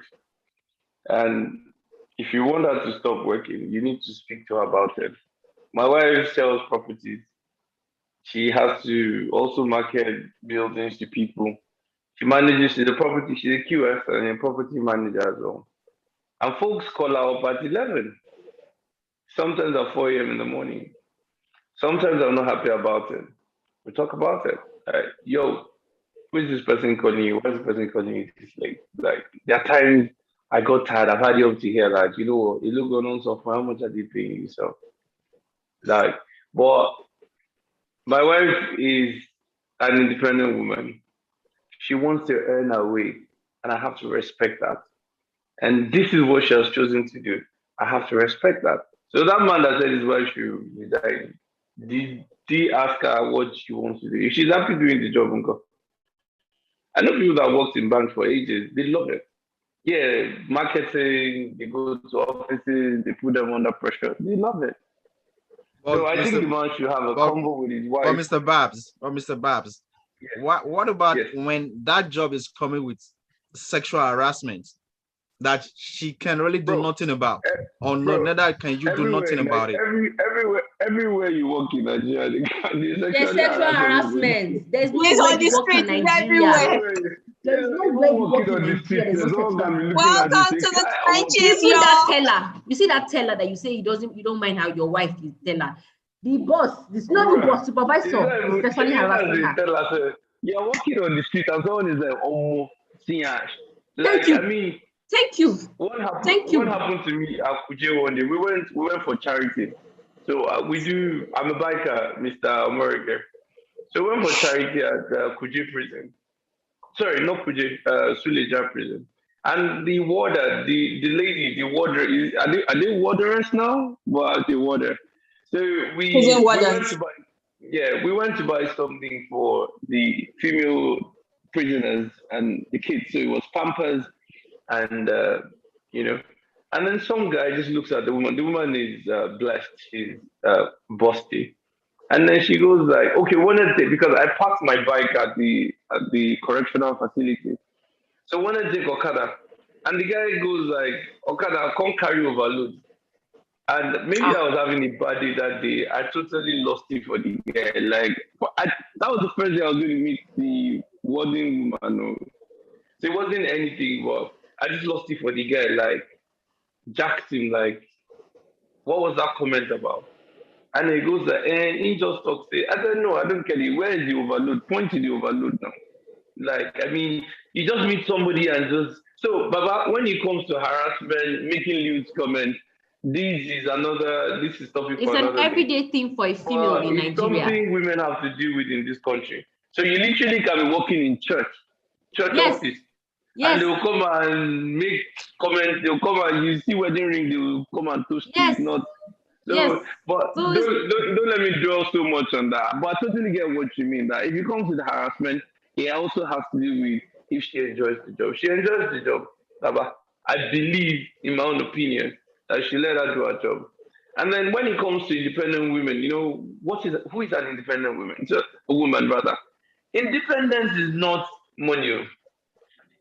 Independence is you have the right to be whoever you are and be able to do whatever you want to do within reason or confine of the relationship or the boundary in which you people have set for yourself. Do you understand? So if you say a woman is independent, it just means that she's able to do her thing. If someone that now has money, that's good. So the reason I tell you I like an independent woman is because I don't want somebody to defer to me as if I'm some kind of like emperor. I need like somebody, a partner, a proper partner where we can talk normal. Like, I mean, I can ask you for an advice and something that, babe, what do you think we can do here and stuff like that. That's one. I want somebody that can also hold the fort. Let's say you're not at home, you traveled out, you did this, you did that. You need someone to be able to hold the fort. You need somebody who is able to make decision. I mean, you don't just have somebody at home who is thinking, should we on the generator? Should we off the generator? Is there, somebody that can't make decision? That usually irritates me. I mean, somebody who can decide on the go. Somebody I don't have to micromanage. All right. And then the issue of sharing bill or not sharing bill. I'm going to take a totally different approach from this. All right. If you want to get money past the husband, uncle, to me, I don't see. And so, if you wait now, Funke, if you love somebody, right? If you love somebody, part of how you show love is given, and it's not just money. You give your time, you give your body, you give your money, you give whatever you have. So if your wife has more money, so what if she picks the bill? If I have more money, so what if I pick the bill? The fact is, oh, I love my wife, I love my partner. I want to give that person. I want to buy you a new car. I want to buy you a jet if I can afford it. What if she can afford it? This competition for me, this drag is about who should pay bills, who shouldn't sleep bill, and all of that. The thing is about earning power. We talked about this thing last week. Yeah? It's about the earning power. If you have the earning power to do more than your husband, why not? As long as you know that it doesn't stop you from, you're not going to milk it or talk to him or talk down at him and like, oh, after all I've done for you. All right, that's one of the things I hate most in this life. After all I've done for you, or, but I don't see a problem with it. If the husband is rich enough to pick the bill like Mr. Morgan, why not? There are some homes that the guy is not even earning enough, or maybe both of them are just earning, they're barely surviving. And then you want the guy to pick most of the bill, and then it's good. For example, now, let's say we earn 50K, right? And I have to pay bill, and my bills are like, maybe like every bill is 45,000. I'm left with 5,000. How am I going to go to work? And now, will I take money from my wife to give my cousins and my parents and all of that? So we are going to have to split bill, my darling. Unfortunately, I want to do more for you, but I don't get. And then, this is where the issue of transparency comes in. That is just financial transparency. Like, I don't have. So if it's legitimate that I really don't have, and she's able to pick the bill, why not? It shouldn't really, really affect. If you love somebody, you should be willing to give them whatever the thing is. As in, you should be willing to give them. Again, like I said, not just money, time, everything. So independent woman, if she has money, that's just an added on. That's just side text. Independence does not mean you have any money. It don't mean you have sense to be your own person, to be your own woman. I don't think I want to roll with somebody who is just, baby, what should I do? Baby, should I stand up? Baby, should I sit down? Almost, baby, leave baby alone. Don't kill baby for baby's people. Don't stress my life. You get me? So independence isn't really about how much you have in your account. It's about you being your own person. And when it comes to bill sharing, please, if you can pick the bill, fine. If you can pick all the bill, even better. It makes you feel better that, oh, my man can do this, my man can do that. But if he can't, we shouldn't gas ourselves out over, oh, you're the man, you pick the bill. What if I don't have the power to pick the bill now? You'll kill me now. This is why they say that a lot of men, because of culture and religion, a man that fails to provide for his home is worse than an infidel. If you don't have, you don't have. Now you resort to stealing at work, doing this and doing all kind of dodgy stuff, and then you get in trouble. Oh yeah, it's suffering from depression because they're putting pressure on you. Almost, it's you that want to put pressure on yourself. If you don't have, you don't have. The thing you can do is to be hardworking, to show workings and try to see, and God help you, God bless you. You're able to come out of it. But you're doing everything you can, and honestly, it's not enough. Share the bill. If madam has more money, she should be able to pick the bill for you. Until maybe things get again. I'm talking about the genuineness of both of them. If the man genuinely is trying and he doesn't have, if you have, women, help the guy. If he genuinely does not have and he's really, really, really trying, help the man. And I mean, if you have to pay more bill, it doesn't mean anything. It doesn't make him less a man. It's just time. If I'm married to, if I was married to a lucky woman and she said she has billion, blah, blah, blah, blah, blah, blah, blah, I'm comfortable in my own right. She has a thing for diamond and all of that, and I can't afford diamond. She should buy for herself, Nabi. Or she should give me the money, I'm going to buy for her. Give me that one. I rest. Okay, thank you so much for that. There's something I want to say before Orobosa would actually give his own insight. What I want to say is, when it has to do with marriage, let the woman be willing to give. Do not mandate her to give, because it is the responsibility of a man to provide for his family. And when you're talking about it is the responsibility of the man to provide for his family. Whatever a woman is doing, she is your helper. You don't mandate the job of the man to help in the Bible. It is in the Bible. Yes, it is the responsibility of the man to take care of his family. And then when you were talking about if he doesn't have, if whatever he has, he should work within his means. Do not overshoot. Work within your budget. If your wife as a helper wants to help you, let her help. Do not mandate her because you have more money than me. You must pick the bill. No. I'm not saying you mandate any. Thank you. So that's what I say is willing. So because once you love each other, you will work together. Not to say because you earn more than me, you must. No, that's not true. Miss Fong, remember I said it should come naturally, right? I didn't say she should force her, but she has. He never said. If the woman is not willing, let the man continue taking care wherever he can take care of. He does. Okay, so the guy doesn't have enough and she's not willing. What would happen? So what would happen? Why did you marry her in the first place? You should have known that about her before you married her. That's the truth.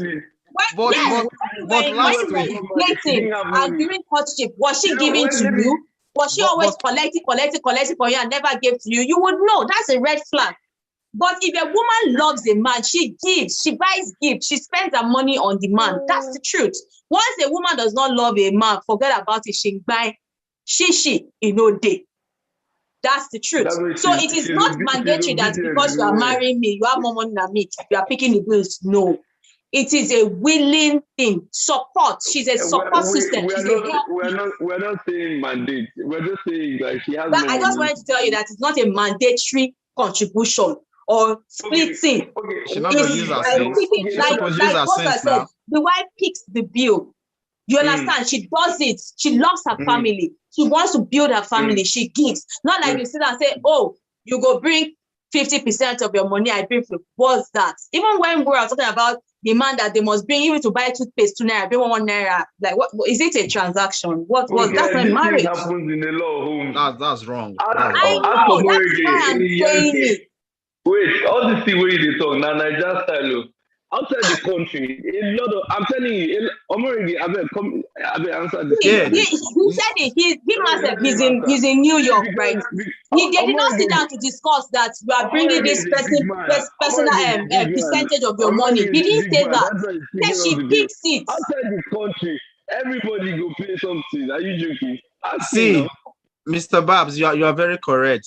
See, that's why they said that. You know, I also agree with Ms. Fong. No, Babs, you're not listening to what Bosa is saying. Bosa said they did not discuss percentage. They didn't discuss we are sharing bills. She just picked it up and so this is what I'll be doing. You must bring the money. It's our money. You are the man. If you cannot take care of a family, don't marry.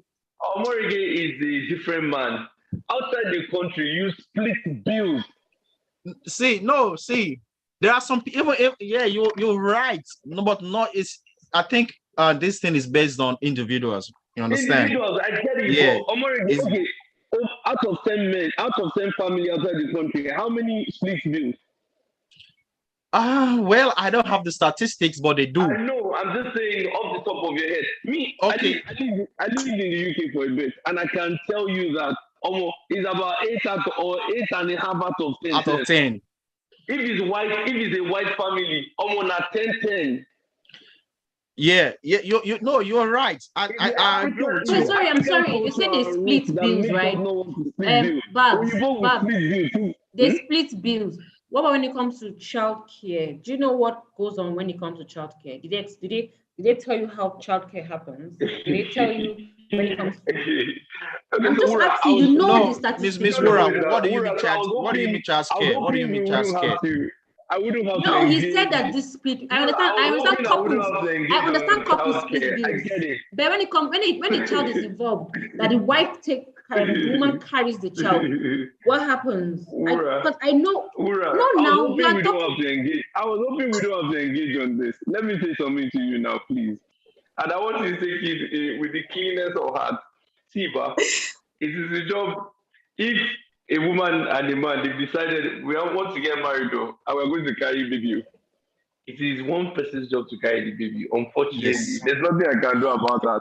Yes, It is it's one person's job to biological. carry the It baby, is but it's not two my people's fault. job to split the Wait, bills, that's right? why I said No, if it's you a question decided I'm you want asking to have you. a child, if you But decided have you you want to have noticed? a child, No, because you're darling, talking about you're going to couples. carry the baby. We understand couples. It We doesn't understand mean couples that don't you're have not children. getting paid. You're not a But when foster mother. children get involved, you know there's a change in the You're not a foster dynamics, mother. right?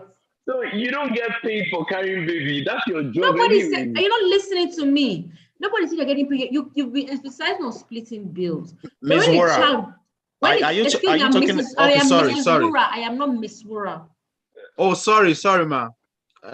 Sorry, Mrs. When a Wura. child All gets right. involved, when you get pregnant, you realize that they don't split the bills down to the list, right? They don't do that splitting bills anymore because now pregnancy has come. Even that's why even when you see most times now people bring up surrogates. So they what they do is they split the bill for the surrogacy. If the woman is not carrying the child, they split the bill for the surrogacy. Ura. It is biologically, it is the responsibility of the woman to carry baby, whether it's through surrogacy or whether it's the real person. Bringing that argument is the splitting of bill is like monetizing. You want to tell me that because you carry baby that you have done more for the See, family. I understand where Wura is coming from, but what I want to say, I get what Wura is saying. I get what you're saying, Babs. But what I'm saying is, let us not say we are mandated to bring money. Support your home. Yes, as a woman. No, as a woman, support your home. Bring money. Funke, I don't Pay care if you bills. split bills or not. What I'm trying to say, he made it. He kept emphasizing on people abroad, and he forgets to understand that once a child is involved, they don't split the bills anymore. And I'm trying to explain to him, but he's trying to diminish what I'm saying. I'm trying to explain to him that when a child is involved, you are. They still darling, do. You They are. still do, Wura. They still don't do. split the bills down to me. That is why. What happened? Okay. I listen. I'm not a man. I just realized that this is about what men want, and yes, you guys. No. See, right. you are right. I'm not saying you're not right. Where you want carrying this argument going on? Like, I mean, what are easy? Okay, let's go to the comments. We have a lot of comments here, so let's take comments and then we'll continue with our conversation. So we have Ikechukwu saying exactly what were they doing and talking about during the courtship. That is the talking stage. I think that question, this feedback came from the question about the banker, either she should resign or not. So we have him laughing and also dabbing. So we have Mr. Everybody, great. Thank you so much for tuning in. Oh, it's super great having you here today. So he's saying, Babs, you are making a lot of sense. So we have Eromo. Hi, Vicky. Thank you for tuning in. She's saying, I agree with Babs 100%. Mr. Everybody is saying, I love this guy. Babs, I love you. You're the star of tonight's show. I think everybody's just loving you, but we're still coming back for you, guns blazing. So Erema is saying, Funke, is that in the Bible really? Yes, it's in the Bible. It said, as a man, you should provide for your family, and the man is the head of the home. So it's in the Bible. So I don't know the part you're asking this question for. Are you talking about that they should be bringing money together and be paying? In the Bible, it's not there. But a man who goes to one, yeah, because can the woman go to the man's house to say, come and marry me? So if you are marrying a woman, you are taking care of her. You are bringing her. Some women were the one that married that went to the man's house to go and collect him. Okay, No, all right. I would like to learn more. I would like to, yeah, because I would like to, learn more about that if that is actually happening. So I would really, really want to know about that. So Mr. Banigwe is saying, why would she marry a man she doesn't love in the first instance? That's the truth. Once you love someone, it's natural to give. It's natural to take care of the man. Even if you're earning more than him, it's natural to give and to pick bills. It's natural. But when you're not saying you earn more, you will carry the house. Hello, sir. Okay. So we have Eremo saying, for me, the partner that has more financially should give more. But if the wife, or be it the wife or the husband, marriage is not transactional. So Mr. Banigwe is saying, our cultures have a lot to do with this. Eremo is saying, childcare is a full-time job. So if the couple splits bill, they should also share childcare equally. Good. We have Mr. Banigwe saying, I owe this dude a lunch, and he's laughing. Oh, wow. Okay. So Eremo is saying, our culture determines how we see these situations, but most families now have their own culture. Childcare is a full-time job. Couples that split bills also split housework and childcare. So I think this is a balance to it. So it's not about bringing money to support the home. It's about doing house chores. So maybe it brings me to the question of a domesticated man. So I think maybe that's going to be the next question. And also the house chores. So if we are splitting bills, you cannot be sitting down in the house while she's cooking, cleaning, washing, doing everything, and you're like chilling as the man. How? Or you can't even take care of your child. You can't change the diaper. You can't bath the child. You can't wear clothes for the child. So if we are going to talk about splitting, why not split everything? So I think that's where she's coming from. So Erema is saying, did the Bible say the woman is not mandated to support when the husband does not have? I never said that. I never said the woman shouldn't support, and it is not in the Bible. What I said is, the man is the head of the home, and it is his responsibility to take care of his family.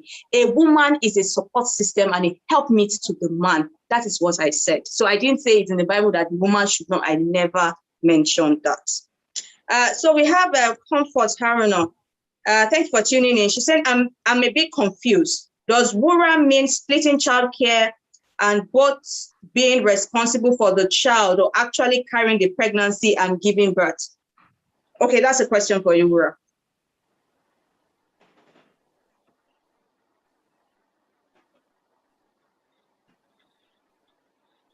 Should I come again? Now? Yes, please. Yes, because that's the last question. So she said, I'm a bit confused. Does Wura mean splitting childcare and both being responsible for the child, or actually carrying the pregnancy and giving birth? No. No. How is it biological for a man to carry a child? No. I'm talking about splitting. I'm talking about, okay, basically, to be honest, I'm actually focused on the story I gave of what that woman did, how they were splitting the bills. And when it came down to having a child, and she having to step back from work, and the guy was like, you know what, they need to continue splitting the bills. And then she did a financial analysis of how much she was going to lose by being pregnant, and said, okay, this is the amount he is bringing, since they're going to split everything down. So that's what I'm basically focused on. If they're gonna split the bills, then let them split the bills properly. Let the woman do a financial analysis of what's going to cost her emotionally, if she's going to pay for therapy, what's going to cost her for maybe after child care, postpartum depression. No, if we're talking about splitting bills, now Babs is smiling. If you want to keep it a buck, let's keep it a buck. If you want to split the bills, no problem. I don't have a problem splitting the bills. But when I do a cost analysis of what it's going to cost me if I get pregnant and I'm going to lose this, then let's split the bills. That's what I'm trying to say. To be honest, this whole splitting the bills, why are people making it a big deal? Why are people making it a problem? It's not a big deal. It's not a big deal splitting the bills. It's not a big deal splitting what the roles in the house. So if you guys talked about it before you got married and said, you know what, I want to have a marriage that's about splitting the bills, and then let them split the bills. Let them split the bills down to what they need to split the bills for. So let her go meet a doctor, a therapist, an accountant, and let them give her a financial implication, and then let them split the bills. Why do we like to complicate issues? Things are simple. Our marriage is about splitting the bills. Then we're going to split the bills. It's as simple as that. Okay, so Compass, hope that has answered your question. Babs, do you want to say anything to that? Bosa, do you want to say anything to that? Babs, Yeah. why are you laughing?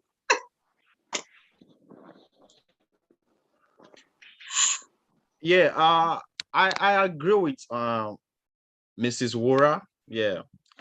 Did I get that right now? Yeah. Yes, you did. I agree with her on the part of child care. You understand? Like I did before. I use my wife as an example. I can't remember the last time I bought my kids clothes, shoes. I think that should be part of child care, right? So she does that. Why are you laughing? Isn't that what you meant by child care? Or Yes. talking about something else? No, that's what I meant. That's what I Yeah, meant. you're Okay. on point. You're on point. Yeah. So I can't so I can't remember the last time. It's not intentional, but she just takes care of that. I didn't ask her to. She just goes about the business of doing that all the time. So women independence, like we were saying, is not really about being able to provide money, or the man having more of the money, or the woman having more of the money. No. Let me use my mom and my late dad for as an example. When dad was still alive and in our formative years while we were growing up, my dad was a teacher. So you can imagine how much teachers were making or still make right now. So I can remember my mom telling us that every month my dad was able to give her just 8,000 naira, right? For a month, to make soup, buy gari, buy this and that with 8,000 naira. Everybody knows that's not going to be enough. But you never heard my mom cry one day that or having a fight with my dad that this money is not enough. What she do? She complement or supplement whatever adjective you want to use, whatever my dad gave her then. And she was responsible for us going to school. It wasn't my dad. But this is what she was doing that blew my mind then. She was always putting my father in front. You be the leader. We all knew this was my mom that was making more of the money because she has her own business. She's a fashion designer, a tailor. So that's a local term, tailor. Yeah. She was making money. My mom was the first to build a house between she and my dad. She was the first to build a house. But it was my father who everybody thought was doing everything. But it was just the truth was she had the right woman behind him, a strong woman behind him who wasn't proud. She wasn't proud. She was really respectful of my dad. So there were times when my grandparents came to live with us in our house, family house. I mean, when they visited, my mom gives my dad money. Give to your mom, give to your dad when they're going back. Give to them to avoid quarrel, to avoid a lot of complicated issues. So I think being independent as a woman financially also boils down to if the man deserves it, if the man is respectful of the woman. So everything might have to boil down to the man be respectful. So if the man is respectful, why not? I think the woman will support him all the way. Thank you so much for that. Babs, over to you. Oh, not to overflow the issue. If couples want to split bill, let them talk about it. If they are very comfortable. Again, what I said earlier on, I still stand by it about communication. So if you want to go into marriage thinking bills should be split, fine. And to be honest, I was smiling over what Wura said, but it's a real situation. I mean, some women will say, oh, they don't want to breastfeed. They will be right. It's their body at the end of the day. If you marry such a woman, you can't force her to breastfeed. She already told you, yeah, I don't want to breastfeed.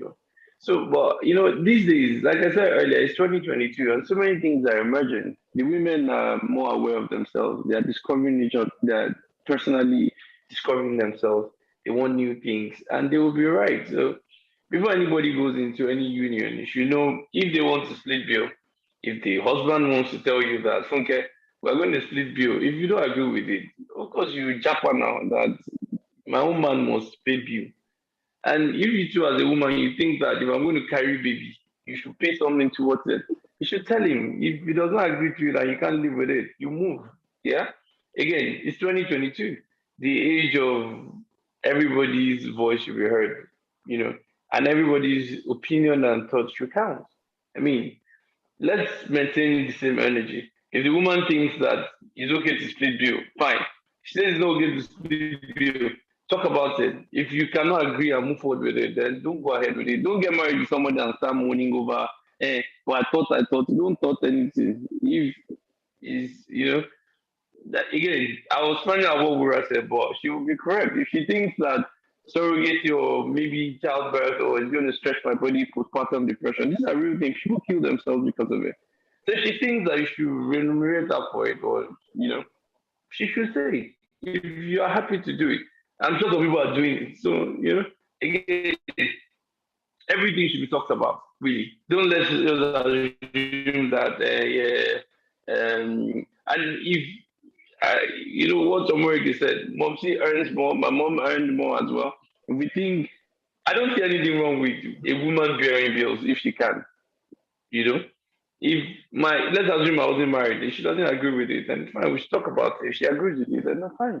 Communication, basically, everybody must be heard. This is not 1945 anymore. Everybody must be heard. The rest.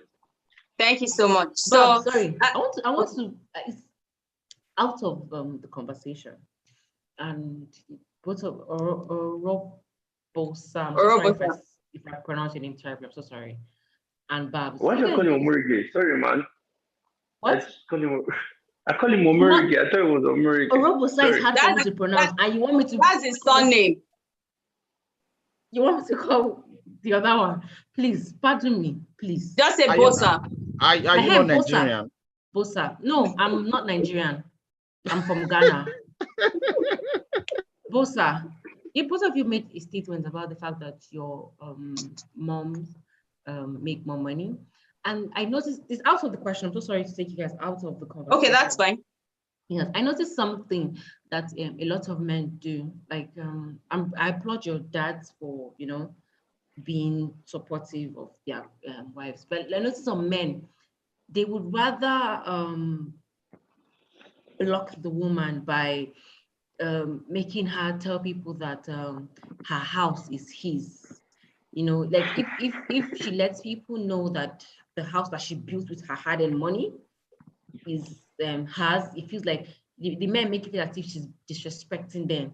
Like if she buys herself a car and the man will be like, you are disrespecting me by saying that you have bought it. Why don't you tell people that? Why do those kind of men feel the need that, this woman made this money, but she needs to let the world know that it's his. But then again, if he's the one that did that and the wife is not earning so much, he will let the world know that he's the one who pays all these bills and the wife is just there eating plantain chips, watching SeaWorld. Those are small men now. Thank you. Because I know selfishness. Thank you. I know a couple of men who do that, and I'm like, wait, why is it a crime that your wife has the money and she's proud of the fact that she worked hard for this money and she got herself this thing, and you're like, and why she lets people know that she bought it? Why can't she tell people that it's you that bought it? It makes, to be honest, to me, it makes no sense. Those are small men. They have inferiority complex issue. They're just small men. They are weak men, actually. They think that being a man is dependent on the money in their account, or, they're just weak. They're not real men. They shouldn't be men that weak and insecure. Use a standard. Yeah, insecure, weak. They want to show that they are what they are not. They're fake men. Those are not the kind of men we want to talk about. Those are rubbish guys. And then we should focus on the real men they're happy to launch their partners. They're happy to support their partners at the very highest level. I don't care if my parents, whatever billions you want to earn. I'll still pay my bill to one I can. I'm happy for us even make the billions. We're looking for more women to break the molds of these women that we want more. I want more women to be successful as well. Me personally. I'm sorry, you say you ride bike. Sorry to digress again. You say you ride bike. I kind of think he's a bike hobby. I kind of think that my next hobby should be bike riding. You want to be jack of all trades, right? I like to experience certain things. No, I still have my archery and my painting, but bike riding looks like it. Then you guys do trade by barter then. Oh yeah, if you want to learn archery, I could teach you, but let me learn how to ride a bike. Okay, so you should go on arrow. Yes, I do. Okay, that's good. So, I prefer guns, man. Okay. So we have I prefer guns. What? He said he prefers guns. She said she's into archery. I said I prefer guns. Okay, so we have Mr. Yemi Banigwe saying, I owe this dude the lunch. So I could actually pass it to him. So just, send it to me and definitely he's going to get his lunch. So I would like to say that. Hey, you said what? You want to embezzle my lunch? Will I ever embezzle your lunch? I am a woman of integrity. You would get your lunch. We chop the food together. You will get your lunch. Don't worry. I will collect it and I will hand it over to you. It's a giveaway lunch based on the fact that they love all the things that you are saying. Okay, so I would like to say that this conversation is not over yet. We're going to have a part 2 because I'm not even done. We're not even scratched the surface. There's a lot of things to talk about. So before we go, we have a question, and this question is burning in the comment section. So I would take the question and take every other person's comments, and I will allow us to do the conclusion for today's episode based on the question. And I'd like to say, for those that are tuning in, today's your first time being here. This is Swagger's Lifestyle, and I am Bobo Swagger. Kindly subscribe to this channel, and also at the end of this live session, kindly share this with your community. We need to make this particular video go viral. People really need to learn a lot from what we've learned today. So the question is, Erama is asking, is that a good thing, putting the man forward as the financial backbone, even though he is not the one? Don't you think that is what contributes to the narrative that women do not do anything? So that question in itself was when Bosa was talking about what his mom did, what his mom did for his dad. Yeah, so we're going to take the question as our conclusion for today. So we have Oluwatosin saying, this has been very interesting. Well done to our speakers. You have all been awesome and done justice to this topic. Thank you so much for the feedback. We have Erama saying, most of us know that our mothers are also capable financially. Why don't we publicly acknowledge that she is the financial backbone, but also a great wife and mother? She's saying a father and husband who does not carry the family financially does not want to be known as a hands-on father because he thinks it is demeaning. So we have Ozema saying, so codedly in all these arguments, men want independent women, and she's laughing. So Irama is saying men want women that are financially capable, but they also want them mellow. It is a crazy and selfish situation. All right, so let's take our submission. Who is going first? Bosa, let's have you. I think in summary, we can all come to a compromise that men do want independent women, but with that independence, there should come a great sense of respect for their husband or their boyfriend or whoever they are with in a relationship. And another thing, um, from all the conversation that I've had with you guys, I think um, it's fair to say that some men know what they want, but they might just be scared to go after it. So, in the sense that, okay, you remember the example that I gave of my friends who went to the UK to see a girl and blah blah blah. So, I will conclude by saying, if as a man, if you know what you want, just go after it, and don't be scared. If you have an independent woman, a woman who can bring to the table, not only financially, in terms of decision ideas, financially, I think you should welcome such a woman in your house, embrace her with all your heart, and hoping that everything goes well for you guys. That's it.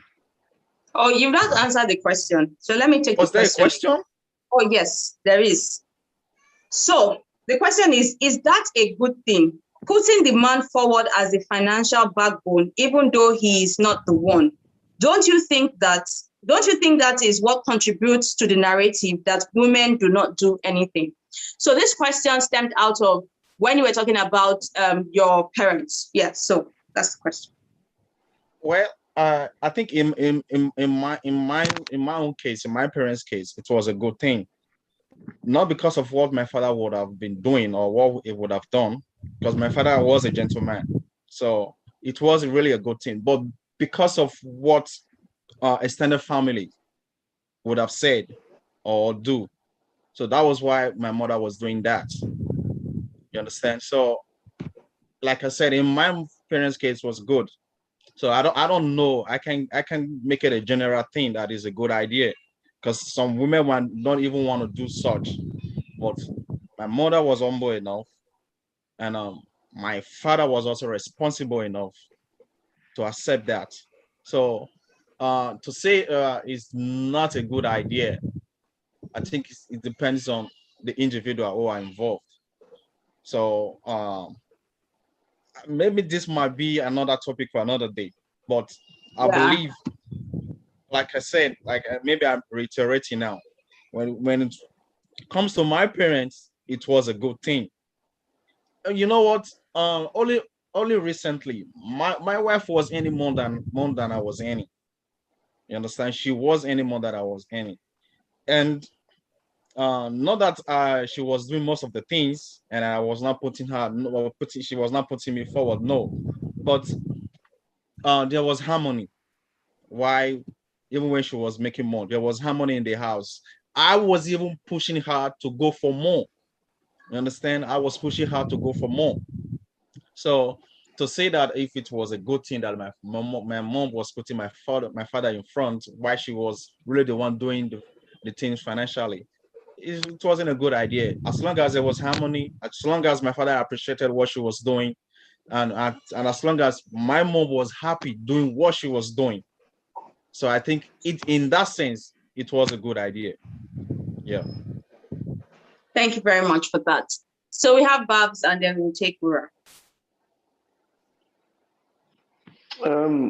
It's a terrible idea to push to push the idea that the man is doing what he's actually not doing. That would be misrepresentation, that would be fraud, that would be insincerity, that would be a lie. So, but and he's also from the point where masculinity is tied to the depth of your pocket, or what is it you're doing, or the kind of weight you're lifting. None of those nonsense is what makes a man. What makes a man is so many other complex things. Shouldn't be because you're able to pay 10 billion for something or not. So again, once this narrative change, or a lot of this narrative, once we change them, it wouldn't be such a big deal. Oh, my mother paid my school fees. Yeah, maybe she's a parent. It's 1-1 now, you know. Oh, my mom was the one that built the first house. That's fine. She's a great woman. Every Pekin are Pekin. So again, there are a lot of narratives to change to normalize such conversation.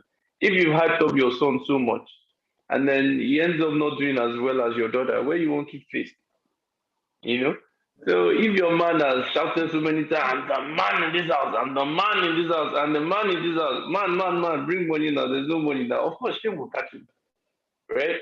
So once the narrative is treated the way it's supposed to be treated, nobody will have to be fraudulent about misrepresenting or lying about the kind of weight you're lifting. If you can't lift the weight, you can't lift the weight. So yeah, it's a terrible idea to push the narrative of the man is the one doing it when he's not actually the one doing it.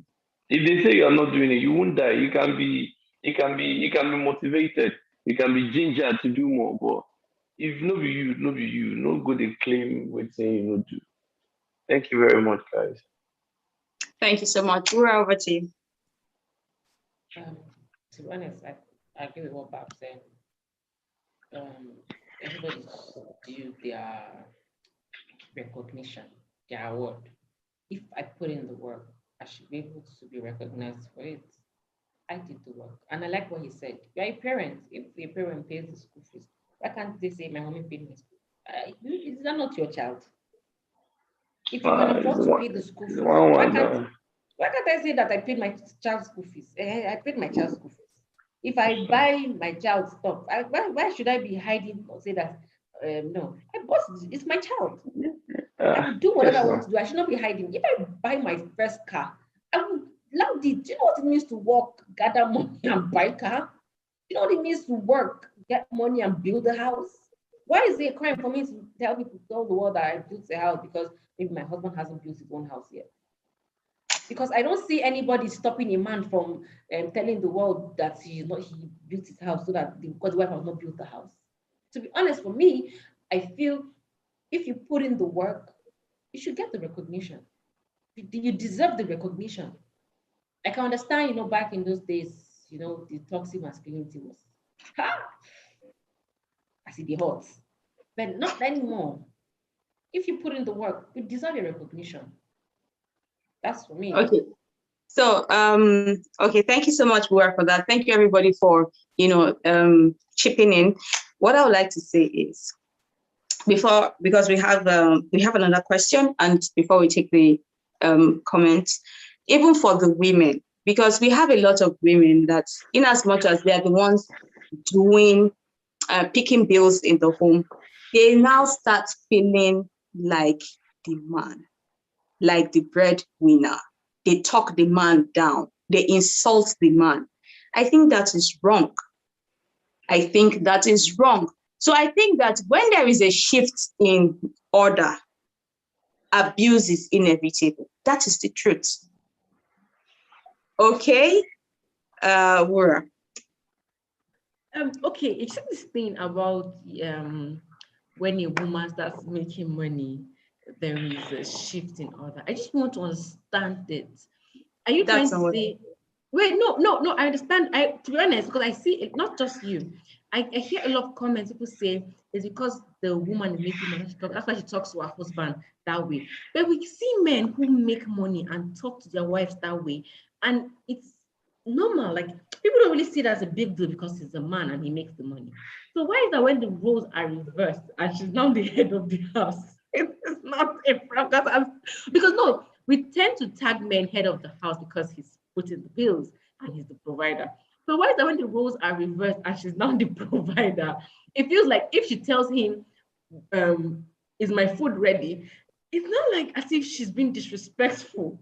But when he comes back home as the head, wait now, let's give it a buck. when he comes I back think it is home, sarcasm, right? It's sarcasm. there's a lot of This is sarcasm. sarcasm, right? There is a lot of sarcasm, but we get it. A man comes back home, if he's the head of the house, he pays with, Babs, please, can you raise your head up? I need to see your face. A man comes back home, is the head of the house, and he says, where is my food? She goes to get him his food. But when the roles are reversed and the woman is the head of the house, why can't she come back home and say, where's my food? And the man goes to get the food. We're talking about splitting bills and not being no. I'm trying to be serious. Please, okay, please. Okay. All right. The roles are reversed. Why is it that when the woman tells the man that as he throws the debt out, it's like she's being disrespectful? And she asks, when she comes up from work and the guy is sitting down watching TV, the house is a mess, and she asks him, why is it that this house is scattered? The man begins to say the woman is expecting him that he's supposed to be the one to clean the house. He's supposed to be the one to cook food. But when he's the one that's actually bringing the bacon home, that's paying the bills, nobody questions the fact that people ask her that why did she cook food? Why is his laundry not done? Why is the house scattered? No, please, I don't get it when people make it feel as if she's being rude because now she has the money, or she's being disrespectful. It's actually the same thing. That I know of some men who, when their wives put on AC for too long, they'll be like, are you the one paying the light bill? Why is this AC on for too long? I know of men that will be like, see, if you do this into your car, I'm not going to do anything because you're not the one servicing the car. So why is that when the roles are reversed, the wife can't say the exact same thing that a man will say to his wife, and then it's now tagged as being disrespectful? That's what I'm trying to get at. Okay, so I would say something. I would say that is actually bad behavior. And in relationship and marriage, mutual respect is key. So in as much as it doesn't matter who's paying with you. Well, it doesn't matter who's paying with you. Mutual respect. And sorry to butt in a little bit. So the thing is, like I said, let's start talking about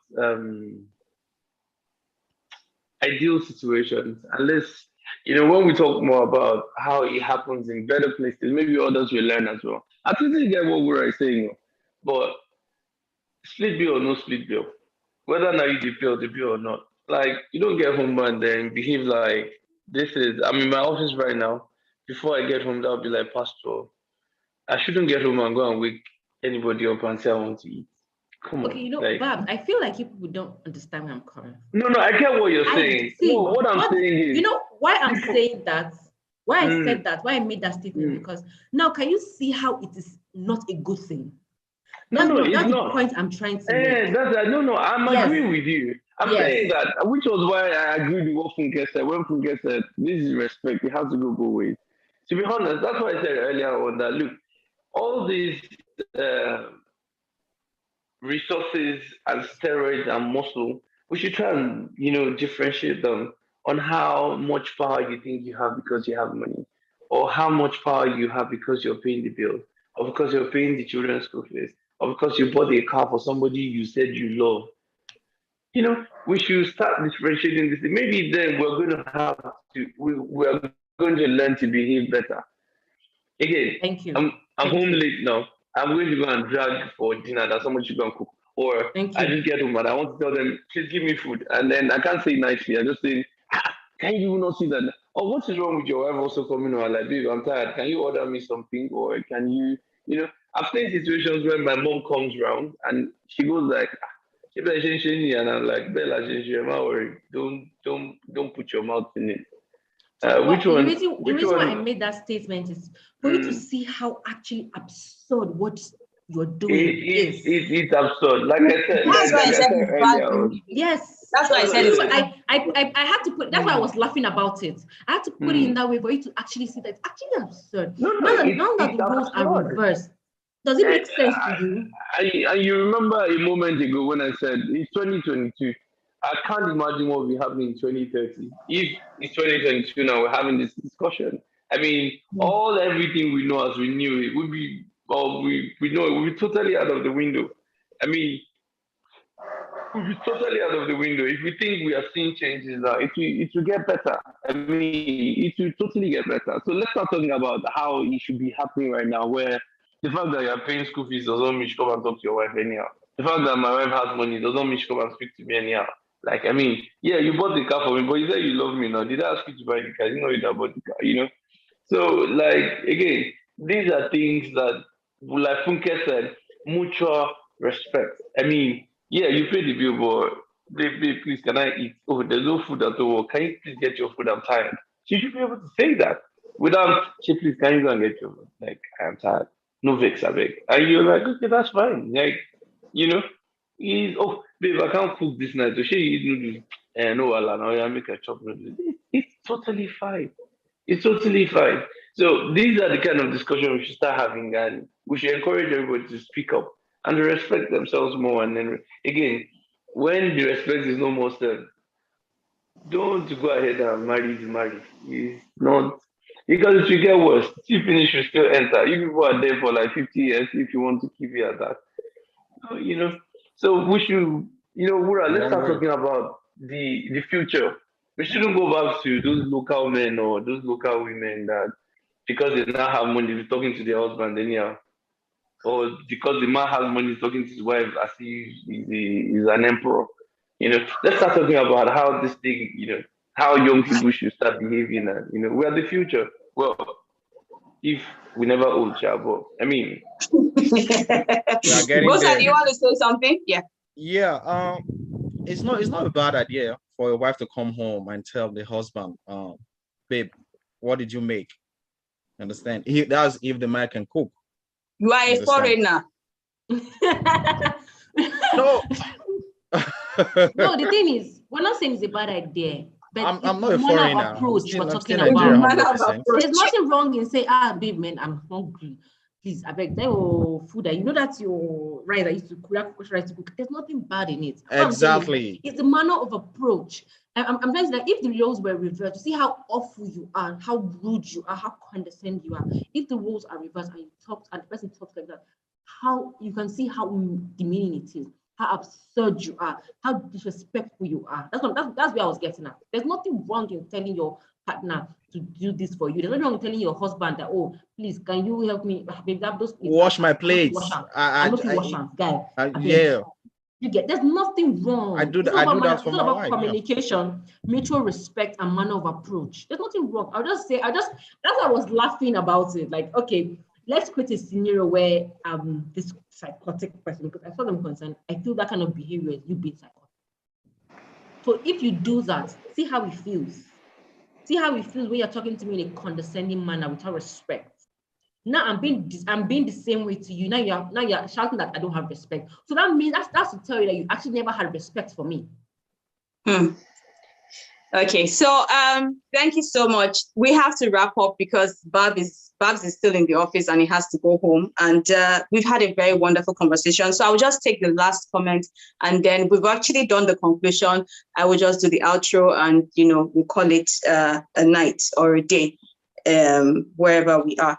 So we have Mr. Yemi Banigbe saying whatever works for your family. That is when we're talking about if it's good to project the person that is actually picking the bills. So Eroma is saying, Babs speaking my mind, masculinity is not money. Fatherhood is not based on money. We lose important values because of this attitude. This is the reason why the society is so fixated on money. Mr. Yemi Banigbe is saying, why should people even know who is doing what? Yeah, so why are we blowing the trumpets and pay my daughter's school fees or this or that or that?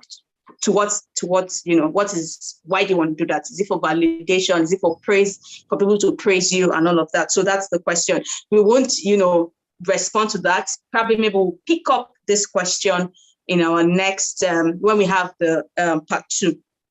So Eroma is saying men talk women down because they are the breadwinner. It is both ways, okay?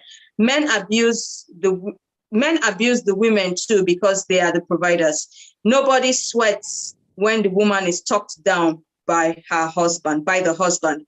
In conservative homes, women that carries the family financially also takes care of the house chores and childcare.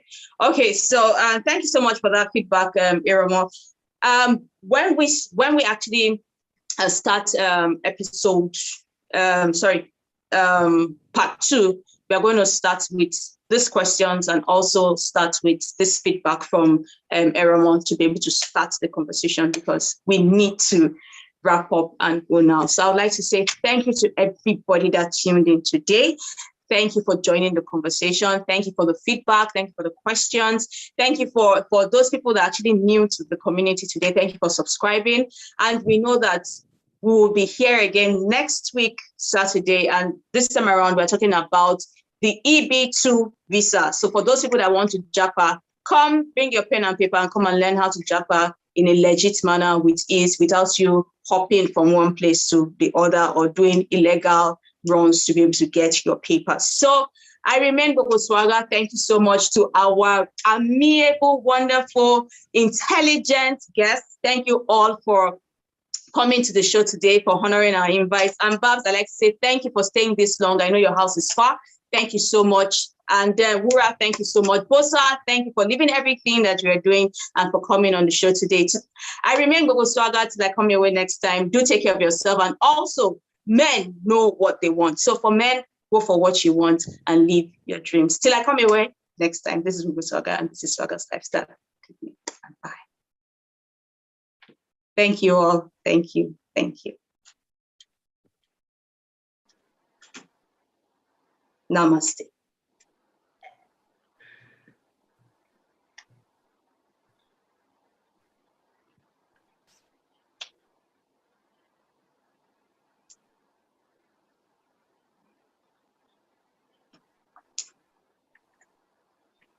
Okay, so probably maybe we just keep talking till we go. Namaste. It was a wonderful conversation today. Babs, somebody tore your head off today. Everybody's gunning for you. Don't worry, I'll collect your lunch. Is it Mrs. Wura or Miss Wura? Is Wura married? She's married. She's like, I'm Mrs., not Miss. Oh, okay. I didn't. I was at some point I was confused as far. Is it Mrs. or Miss? Okay, okay. So when I talked about my husband and my child, did you not hear me? Babs. I didn't. I didn't hear it like that. Probably you said it with soft tones. Okay. Yes, you know, because today I decided to just be very chill. I didn't want to come for your head today. That was why. So that's why I decided not to come for your head today. Today I wanted to make it peaceful because today is what men want, and I don't know what men want. But from the point of view of people, I see that. Yeah, kind of like a confused lot. It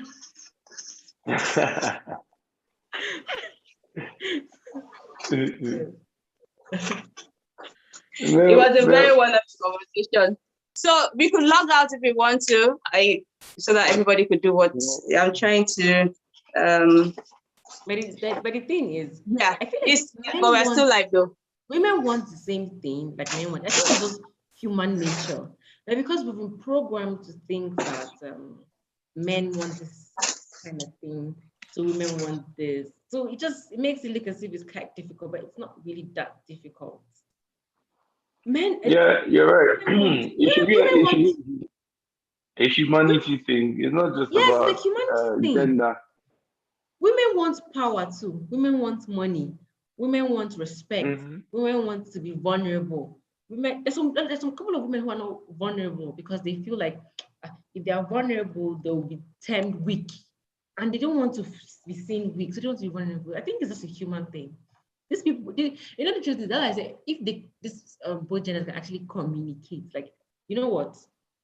If I'm with this person and I'm with this person, I'm in this group of people, I'm at this office space, I should be able to communicate what I want.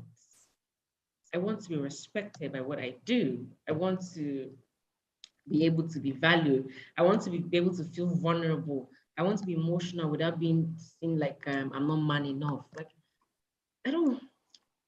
I think we just lack communication as human beings, as far as I'm concerned. We need to just talk more, like communicate, have conversations with each other. Everything.